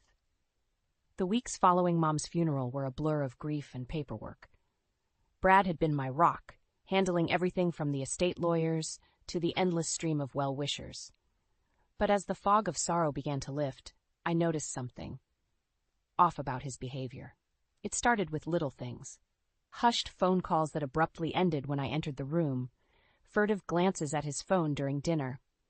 But it was the day I caught him rifling through Mom's old files that my suspicions crystallized into something more sinister. "What are you doing?" I asked, my voice sharper than I intended. Brad jumped, guilt flashing across his face before he smoothed it into a sympathetic smile. "Just organizing some papers for the lawyer, honey. Don't worry about it." But I did worry. That night, I lay awake, my mind racing. When Brad's phone buzzed with a late-night text, I made a decision that would change everything. The next morning, I waited until Brad left for work before sneaking into his home office. My hands shook as I booted up his computer, feeling like a thief in my own home. It didn't take long to find what I was looking for. A series of emails with a local real estate appraiser. My blood ran cold as I read the messages. Brad had been secretly getting Mom's house appraised. But why? We had agreed to keep it in the family, a place for Nicole and her daughter to live. Suddenly, a noise from downstairs made me jump. Brad's voice called out, "Jordan, you home?" Panic surged through me. I quickly closed the emails and shut down the computer, my heart pounding so loud I was sure Brad would hear it. "Up here!" I called back, trying to keep my voice steady. Just tidying up a bit. That evening, over a dinner I could barely stomach, I decided to confront him. "Brad," I began, setting down my fork. "I need to ask you something." He looked up, his expression guarded. "What is it, honey?" "Why did you have Mom's house appraised?" The color drained from his face. For a moment, he looked like a deer caught in headlights. Then his features hardened. "How did you find out about that?" "It doesn't matter," I said, my voice trembling. "What matters is why you did it behind my back." Brad's jaw clenched. "I was trying to protect you, Jordan. We need to think about our future, about Lily's future. That house is worth a lot of money." "Protect me?" I echoed, disbelief coloring my tone. "By going behind my back? By betraying my trust?" "Don't be so dramatic," Brad snapped. "It's just business. Your mother would have wanted us to be financially secure." His words hit me like a physical blow. "My mother would have wanted us to honor her wishes," I shot back. "She wanted that house to stay in the family, for Nicole and Maya." Brad's eyes flashed with anger. "And what about our family? What about Lily? Don't we deserve a better life?" "Not at the expense of my sister and niece," I shouted, rising from my chair. "God, Brad, I don't even recognize you anymore. What happened to the man I married?" "He grew up," Brad snarled. "He realized that in this world you have to look out for yourself." As we glared at each other across the dinner table, I felt something inside me break. This wasn't the man I had fallen in love with. This wasn't the life I had envisioned for us. "I want you out," I said, my voice low and dangerous. "Pack your things and leave now." Brad's face contorted with rage. "You can't do this. You have no idea what you're getting into." As he stormed out of the room, his last words sent a chill down my spine. What did he mean? What else was he hiding? That night, as I lay alone in our bed, I made a vow. I would uncover the truth, no matter how ugly it might be. For Mom's memory, for Nicole and Maya, and for my own peace of mind, I would get to the bottom of Brad's deception. Little did I know, the truth would be far more devastating than I could have ever imagined. The truth hit me like a freight train. As I sat in the lawyer's office, staring at the documents spread before me, I felt my world crumbling around me. Brad, the man I had loved and trusted, had been living a lie. "I'm sorry, Mrs. Bradford," the lawyer said gently, "but it appears your husband has accrued a significant gambling debt over the past few years. He's been using your mother's house as collateral." My hands shook as I leafed through the papers. Hundreds of thousands of dollars, borrowed against Mom's home. Our home. The home that was supposed to be a safe haven for Nicole and Maya. "How?" I choked out. "How could he do this?" The lawyer's sympathetic gaze did nothing to ease the pain. "I'm afraid it gets worse. There's evidence that Mr. Bradford may have, hastened your mother's passing to gain access to the property sooner." The room spun. I gripped the edge of the desk, fighting the urge to be sick. Brad hadn't just betrayed me, he'd betrayed Mom's memory, her trust in him. And for what? For money to fuel his addiction? I left the office in a daze, my mind reeling. As I drove home, a cold determination settled over me. This ends now, I thought. Brad was waiting when I got home, his face a mask of false concern. "Where have you been? Honey, I've been worried sick." I looked at him, really looked at him, and wondered how I had ever been so blind. "It's over, Brad," I said, my voice steady despite the turmoil inside. "I know everything." His facade crumbled instantly. "Jordan, I can explain." "Explain what?" I cut him off. "How you gambled away our future. How you used my mother's house as your personal piggy bank. Or maybe you'd like to explain how you hastened her death." Brad's face went pale. That's not true. I loved your mother. I would never—" "Save it," I spat. "I want you out of this house and out of my life. Now." As Brad packed his things, casting desperate glances my way, I felt a strange sense of calm settle over me. This wasn't the end I had envisioned for us, but it was the end we deserved. Once he was gone, I called Nicole. "Can you come over?" I asked, my voice breaking. "And bring Maya. I need you both." An hour later, we sat around Mom's old kitchen table, the same one where we'd shared so many family dinners. I told them everything. Brad's betrayal, the gambling, the threats to our home. Nicole reached across the table, squeezing my hand. "Oh, Jor," she whispered. "I'm so sorry." Maya, wise beyond her years, looked up at me with determination in her eyes. "We'll fix this, Aunt Jordan, together." Looking at their faces, my sister, my niece, my family, I felt a surge of strength. "You're right," I said. "We will fix this. This is our home, and no one is going to take it from us." Over the next few weeks, we formulated a plan. I threw myself into work, taking on extra projects to boost our income. Nicole started a small business from home, selling her handmade crafts online. Even Maya pitched in, offering to tutor younger kids in the neighborhood. It wasn't easy. There were nights when the weight of it all felt crushing. But every morning, I'd wake up to the sound of Nicole humming in the kitchen or Maya's laughter echoing through the halls, and I knew we were going to make it. 6 months later, we gathered around that same kitchen table. But this time, instead of bad news, we were celebrating. We had done it. We had paid off Brad's debts and saved our home. As I looked around at the faces of my true family, I felt Mom's presence stronger than ever. I fingered the locket around my neck, the one she had given me on my wedding day. "We did it, Mom," I whispered. "We kept your home. We kept our family together."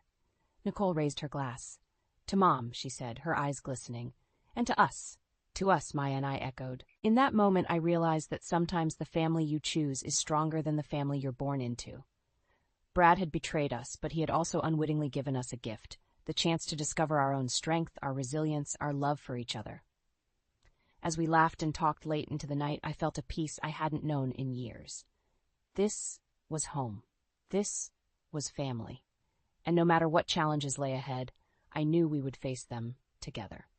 I smoothed my blouse and took a deep breath before stepping into the conference room. The promotion I'd been working towards for years was finally within reach, but the butterflies in my stomach reminded me of everything I stood to lose. "Francesca, come in," my boss Richard called out. "We've been waiting for you." I plastered on a smile and strode to the empty chair at the head of the table. "Sorry I'm late. Traffic was a nightmare." Richard waved off my apology. "No worries. We're just excited to share the news." He beamed at me, and I felt a surge of hope. "Congratulations, Fran. You're our new regional sales director." The room erupted in applause, but I could barely hear it over the pounding of my heart. I'd done it. After years of long hours and missed family dinners, I'd finally reached the top. "Thank you," I managed, my voice thick with emotion. "I'm honored and thrilled to take on this new role." As my colleagues offered their congratulations, my phone buzzed in my pocket. I ignored it, focusing on shaking hands and accepting praise. It wasn't until an hour later, when I finally escaped to my office, that I checked the missed calls. 5 from Neil, 3 from the kids' school. My stomach dropped as I dialed Neil's number. He picked up on the first ring. "Where have you been?" he demanded, his voice tight with anger. "I've been trying to reach you for hours." "I was in a meeting," I said, guilt washing over me. "What's wrong? Are the kids okay?" Neil sighed heavily. "Tommy's sick. The school called, but they couldn't reach you, so I had to leave work early to pick him up." I closed my eyes, fighting back tears. "I'm so sorry, Neil. I should have checked my phone." "Yeah, you should have," he snapped. "This isn't the first time, Fran. I can't keep dropping everything because you're too busy with work." His words stung, but I knew he was right. "I'll make it up to you," I promised. "I'm leaving now. I'll be home in 20 minutes.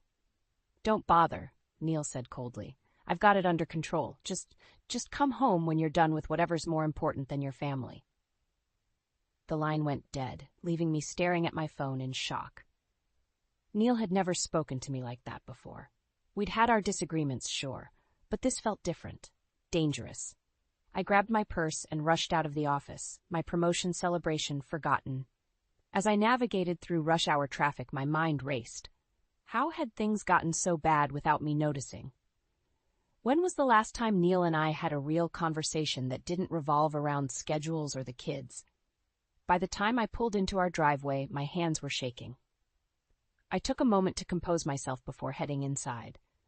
The house was quiet when I entered, save for the low murmur of the TV in the living room. I found Neil sprawled on the couch, a beer in hand. "Where are the kids?" I asked, setting down my purse. "Asleep," Neil replied, not looking at me. Tommy's fever broke an hour ago.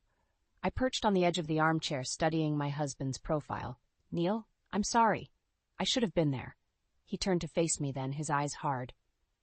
You're always sorry, Fran, but nothing ever changes. That's not fair, I protested. I work hard to provide for this family. Neil laughed bitterly. And what good is that if you're never here? The kids barely know you anymore. His words hit me like a physical blow. That's not true, I whispered, but even as I said it, I wondered if he was right. Neil stood up abruptly. I'm going to bed. We can talk about this in the morning. As he walked away, leaving me alone in the darkened living room, I realized that my perfect day had turned into a nightmare, and something told me this was just the beginning. The next morning, I woke to an empty bed and the sound of Neil rummaging in the kitchen. I steeled myself for the conversation ahead and made my way downstairs. Morning, I said, trying to keep my voice light. Neil grunted in response, not looking up from his coffee. Neil, we need to talk about last night. He sighed, finally meeting my eyes. What's there to talk about, Fran? You made your choice? My choice? I felt my temper rising. I didn't choose between my job and my family. I'm trying to do both.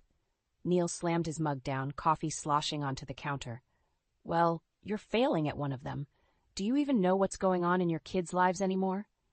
His words stung, but I refused to back down. Of course I do. Just because I'm not here every minute doesn't mean I'm not involved. Oh, really? Neil's voice dripped with sarcasm. What's Tommy's favorite subject in school right now? When was Lily's last dance recital? I opened my mouth to respond, then closed it again.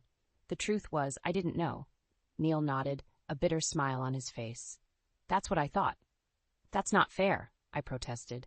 I'm working hard to give them a better life. They don't need a better life, Fran. They need their mother. We glared at each other across the kitchen island, years of resentment bubbling to the surface. I can't do this anymore, Neil said finally, his voice quieter but no less angry. I'm tired of being a single parent in a two-parent household. My heart clenched. What are you saying? Before he could answer, my phone rang.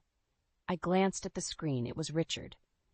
Don't you dare answer that, Neil warned. I hesitated, torn between my responsibilities at work and the crisis unfolding in my kitchen. If you take that call, Fran, we're done. I mean it. With shaking hands, I declined the call. There. Are you happy now? Neil laughed humorlessly. No, Fran, I'm not happy. I haven't been happy for a long time. The front door opened, and our children's voices filled the house. Neil and I quickly composed ourselves as Tommy and Lily burst into the kitchen. Mom, you're home, Lily exclaimed, throwing her arms around me. I hugged her tightly, fighting back tears. I am, sweetie. I missed you. As I helped the kids with breakfast, I couldn't shake the feeling that something fundamental had shifted in my marriage. Neil barely spoke, his eyes distant as he mechanically went through the motions of the morning routine. Later that day, I was in my home office when I overheard Neil on the phone in the hallway. I don't know, Sarah. Things are really tense right now, he was saying, his voice low. No, I haven't told her about, it's not the right time. My blood ran cold. Who was Sarah, and what hadn't Neil told me? I waited until he hung up before confronting him. Who's Sarah? Neil's face paled. She's just a coworker. We've been working on a project together. And what haven't you told me? I pressed, my heart pounding. Neil ran a hand through his hair, looking everywhere but at me. It's nothing, Fran, just work stuff. But I could see the guilt in his eyes, the way he fidgeted with his wedding ring. In that moment, I knew our marriage was in far more trouble than I'd realized. Neil, I said, my voice barely above a whisper, are you having an affair? The silence that followed was deafening. Neil opened his mouth, closed it, then opened it again. But before he could answer, my phone rang once more. This time, it was the kids' school. As I answered the call, my eyes locked with Neil's. The look on his face told me everything I needed to know, and I felt my world crumbling around me. The hotel room felt cold and impersonal as I stared at my laptop, trying to focus on the presentation I'd be giving tomorrow. But my mind kept drifting back home, to Neil and the kids. It had been 3 days since I'd left for this business trip, and the tension from our last argument still lingered in the air. My phone buzzed, and I felt a mixture of relief and anxiety when I saw it was Tommy calling. Hey, sweetie, I answered, forcing cheerfulness into my voice. How are you? Hi, Mom, Tommy said, his voice small and uncertain. When are you coming home? My heart clenched. In 2 days, honey. Is everything okay? There was a pause, and I could hear Lily's voice in the background. Yeah, I guess, Tommy finally replied. It's just, Dad's been acting weird. I sat up straighter, my mom instincts on high alert. Weird how? He's not home much, Lily chimed in, having apparently grabbed the phone from her brother. And when he is, he's always on his phone or leaving to run errands. A cold feeling settled in my stomach. Have you two been alone a lot? Mrs. Johnson from next door has been checking on us, Tommy said. But yeah, kinda. I closed my eyes, fighting back a wave of anger and fear. Okay, listen to me, I said, keeping my voice calm. I want you both to go to Mrs. Johnson's house right now. Tell her I called and asked her to keep you there until I can reach your father. Can you do that for me? After getting their agreement and making sure they were safely with our neighbor, I dialed Neil's number. It went straight to voicemail. Neil, I said, my voice shaking with barely contained fury. Call me back immediately. We need to talk about why our children are home alone while you're out God knows where. I paced the hotel room, my mind racing. Was Neil with Sarah? Had he abandoned our family for her? The thought made me sick. An hour passed with no word from Neil. I called Mrs. Johnson, who confirmed the kids were safe with her. Then I did something I never thought I'd do. I called Neil's office. Hello, this is Francesca, Neil's wife, I said when his assistant answered. I'm trying to reach him about an urgent family matter. Is he there? I'm sorry, Mrs. Carter, but Neil called in sick today, the assistant replied, sounding confused. He said he had a bad case of the flu. The lie hit me like a physical blow. I see, I managed to say. Thank you. I hung up and sank onto the bed, my whole body trembling. Neil wasn't sick. He wasn't working late. He was... What? Running around with Sarah while our children sat at home alone? My phone buzzed again. A text from Neil. Sorry, was in a meeting. Kids are fine. Don't worry. The casual dismissal of my concerns pushed me over the edge. I dialed his number again, and this time he picked up. Neil, where the hell are you? I demanded without preamble. Fran, calm down, he said, his voice maddeningly calm. I told you, everything's fine. Everything is not fine, I shouted. Our children are alone. You lied to your work about being sick, and you're off doing God knows what with God knows who. There was a long pause. When Neil spoke again, his voice was cold. You're one to talk about abandoning our family, Fran. How many nights have you been away this month? That's different, and you know it, I hissed. I'm working, Neil. What's your excuse? Another pause. Then, maybe I needed a break too, Fran. Maybe I'm tired of being the one who's always there while you get to escape. His words hit me like a slap. Is that what this is? Punishment? Or is it just an excuse to be with Sarah? I heard Neil's sharp intake of breath. How do you know about Sarah? So it's true, I whispered, feeling like the floor had dropped out from under me. You're having an affair. Fran, it's not. It's complicated, Neil stammered. But I'd heard enough. I'm coming home, I said, my voice eerily calm. And when I get there, Neil, you'd better be prepared to explain yourself to me and our children. Because this ends now. I hung up and immediately started packing my bags. As I booked the first flight home, I felt a strange mix of rage, heartbreak, and determination. Whatever happened next, one thing was clear. Nothing would ever be the same again. The conference room erupted in applause as I concluded my presentation. Smiles and nods of approval surrounded me, but the victory felt hollow. My mind was back home with Tommy and Lily, wondering if Neil had kept his word about being there for them. Exceptional work, Francesca, my boss, Richard, beamed. You've exceeded all expectations in your new role. I forced a smile. Thank you, Richard. I'm glad it's been well received. As my colleagues filed out, Richard held me back. Fran, I know this promotion has been challenging, but you're thriving. We're considering you for an even more senior position. My heart raced, but not from excitement. That's wonderful, Richard. Can I have some time to think about it? He looked surprised but nodded. Of course. Take the weekend. We'll discuss it on Monday. Back in my hotel room, I stared at my phone, my finger hovering over Neil's number. We hadn't spoken since our heated exchange 3 days ago. Taking a deep breath, I dialed. Fran, Neil's voice was guarded. Is everything okay? I don't know, I admitted. How are the kids? They're fine. We had pizza night yesterday. Lily got an A on her science project. The casual normalcy of his words stung. I'd missed so much. Neil, we need to talk. About us, about Sarah, about everything. Silence stretched between us. Finally, Neil sighed. I know, but not over the phone. When are you coming home? Tomorrow, I said. I'm cutting the trip short. Fran, you can't keep doing that. Your job. My job isn't more important than our family, I interrupted, surprising myself with the vehemence in my voice. Another pause. Okay, Neil said softly. We'll talk tomorrow. After hanging up, I sat on the bed, overwhelmed by the weight of everything. My career was soaring, but at what cost? I thought of all the moments I'd missed. Lily's dance recitals, Tommy's baseball games, family dinners that had become increasingly rare. A knock at the door startled me. It was Jenna, a colleague I'd grown close to over the past few months. Hey, superstar, she grinned. We're all heading out for drinks to celebrate. You coming? I hesitated, torn between professional obligations and personal needs. I can't, Jenna. I need to pack. I'm heading home early. Jenna's smile faded. Fran, is everything okay? You've seemed distracted all week. Before I could stop myself, everything came pouring out.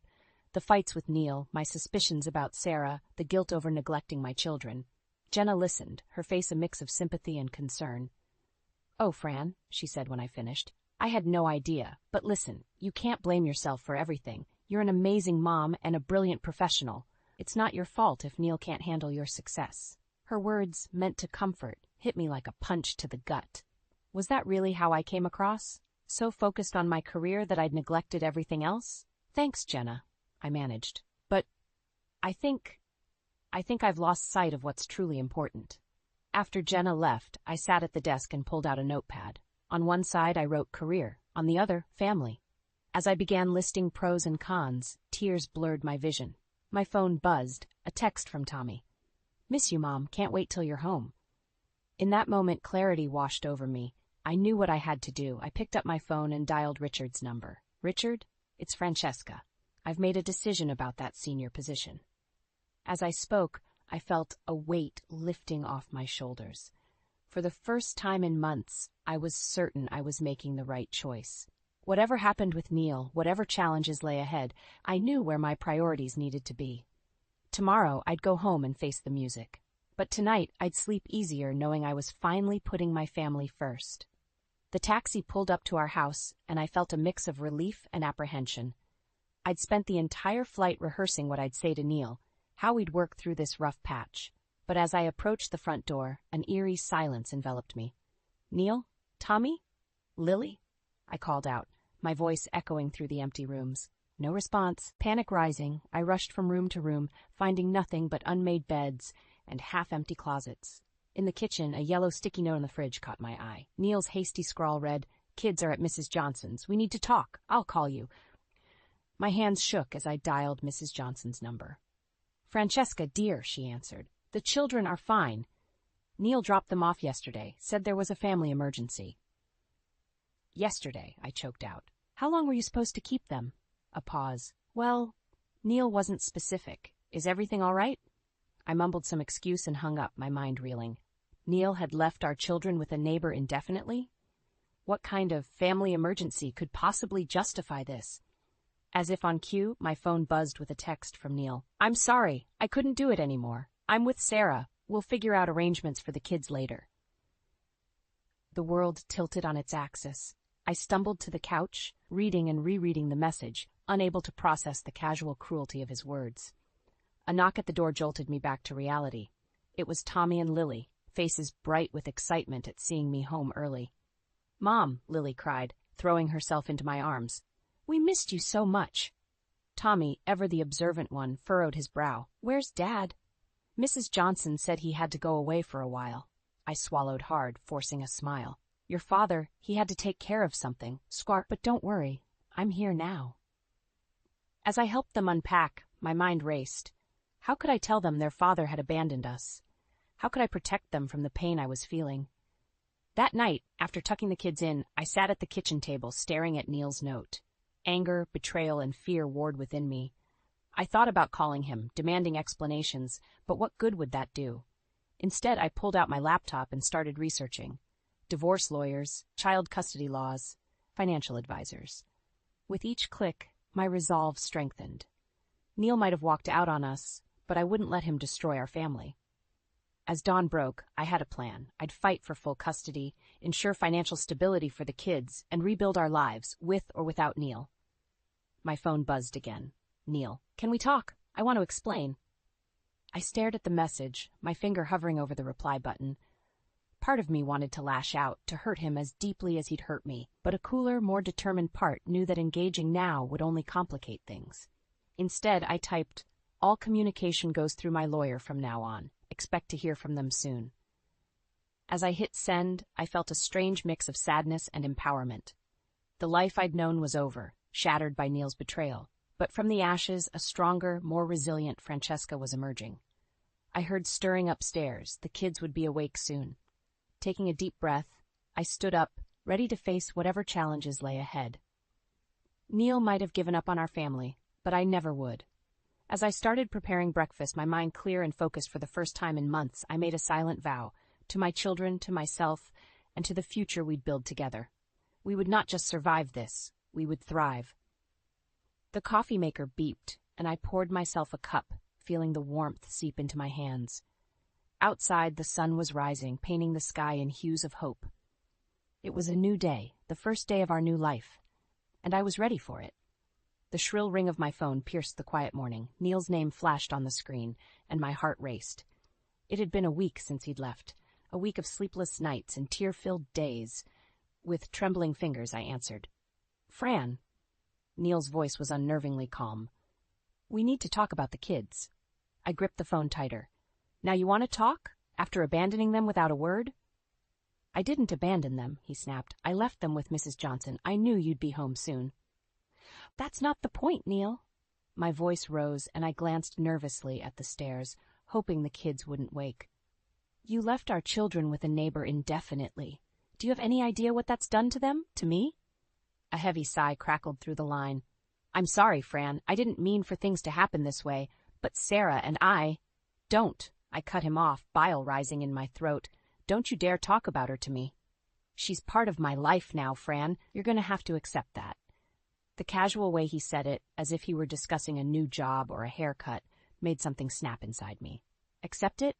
You want me to accept that you've thrown away our family for some fling?" "It's not a fling." Neil's voice hardened. "I love her, Fran. I've never felt this way before." The words hit me like a physical blow. I stumbled to the kitchen counter, gripping it for support. "What about our children, Neil? What about the vows we made?" "The kids will adjust," he said, maddeningly reasonable. "And vows, sometimes people change, Fran. You changed when you got that promotion. You were never home, always working. What did you expect?" Hot tears spilled down my cheeks. "So this is my fault? Because I dared to have a career?" "No, it's not. Look, I didn't call to argue. I want to see the kids this weekend. I'll pick them up Friday after school." "Absolutely not," I hissed. "You don't get to waltz in and out of their lives like nothing happened." "They're my children too, Fran. You can't keep them from me." "Watch me," I spat, then hung up. My hands shook as I set the phone down. The unfairness of it all threatened to overwhelm me. Neil had betrayed us, left us, and now he wanted to play happy families on the weekends? I heard movement upstairs. The kids were awake. Wiping my eyes, I tried to compose myself, but as I reached for the cereal bowls, a wave of dizziness washed over me. The room spun, and I found myself on the kitchen floor, gasping for air. "Mom?" Tommy's worried voice came from the doorway. "Mom, are you okay?" I looked up to see both my children staring at me, fear etched on their young faces. In that moment, I realized I couldn't do this alone. I couldn't be both mother and father, couldn't shield them from the pain while dealing with my own. "I'm okay, sweetie," I managed, pulling myself up. Just a little tired. But as I hugged them close, I knew I was far from okay. The weight of everything, Neil's betrayal, the impending custody battle, the uncertain future, crashed down on me. I needed help. I needed support. Most of all, I needed to be strong for Tommy and Lily. With shaking hands, I reached for my phone again. This time, I dialed my parents' number. "Mom?" My voice cracked. "I need you. Can you come?" As I explained the situation through tears, I felt a tiny spark of hope. I wasn't alone in this fight. And Neil would learn that he couldn't just walk away from his responsibilities without consequences. The kids clung to me, their small arms a reminder of what I was fighting for. Whatever came next, I would face it head on, for them, for our family, for the life we deserved. The doorbell rang, and I steeled myself for what was to come. Opening the door, I found Neil's parents, Martha and George, their faces etched with concern and confusion.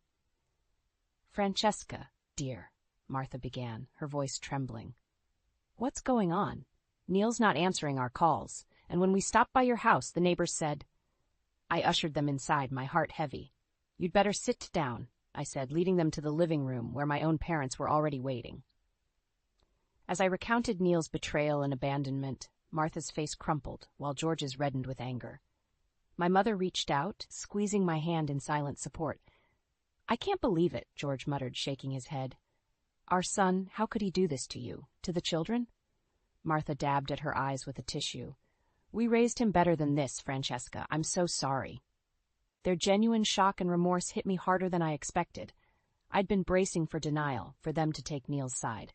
Instead, their support washed over me like a balm.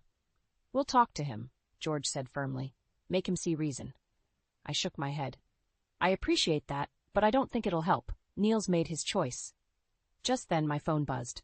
A text from Neil. "I'm coming to get the kids. Be there in 10. Panic surged through me. "He's on his way," I choked out. "He wants to take the children." My father stood up, his face set.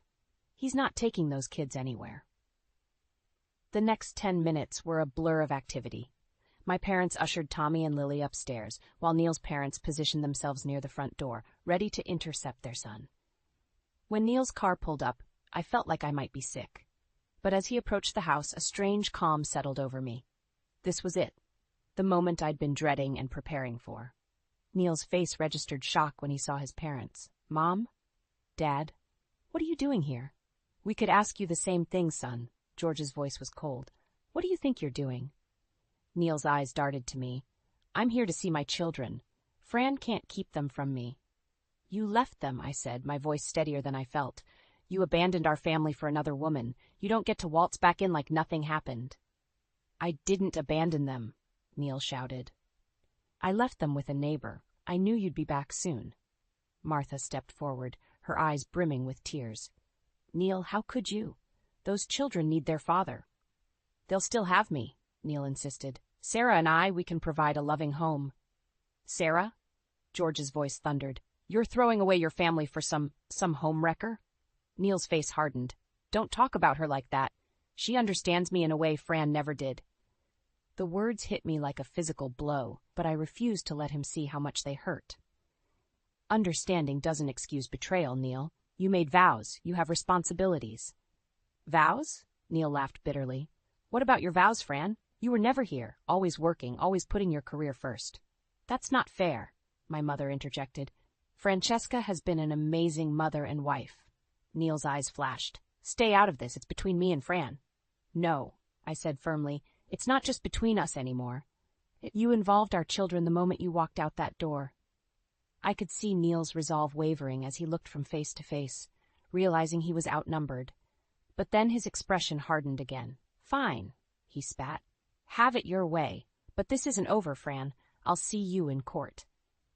As Neil stormed back to his car, I felt my knees buckle. My parents rushed to support me, while Martha and George looked on, their faces a mix of shame and sorrow. "I'm so sorry," Martha whispered. "We'll do whatever we can to help." George nodded firmly. "We're here for you and the kids, Francesca. Whatever you need." As the reality of what just happened sank in, I realized this was just the beginning.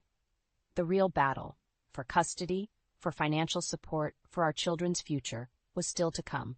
But looking at the supportive faces around me, I knew I wasn't in this fight alone. Taking a deep breath, I straightened my shoulders. "Thank you," I said.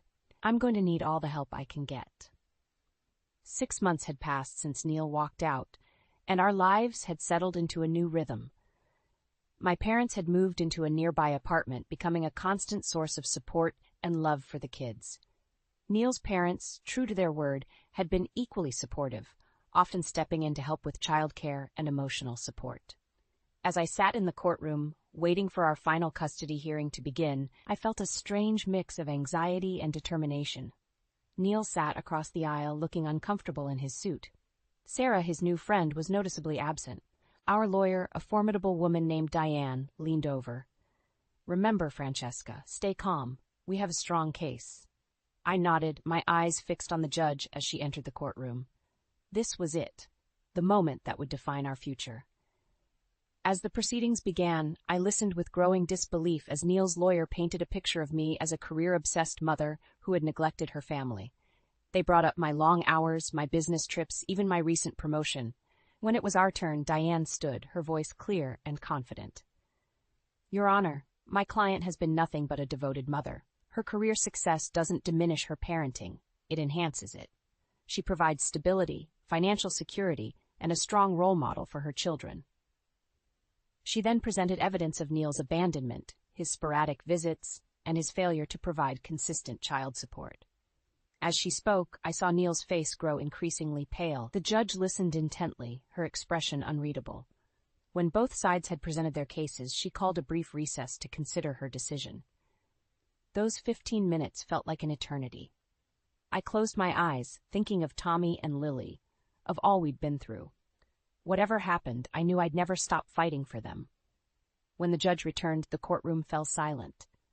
After careful consideration, she began, "I've reached a decision. Primary custody will be awarded to Francesca Carter, with Neil Carter granted visitation rights every other weekend and shared holidays." Relief washed over me like a tidal wave. I barely heard the rest of the judge's words as she outlined the child support arrangements and other details. As we left the courtroom, Neil approached me, his face a mix of emotions.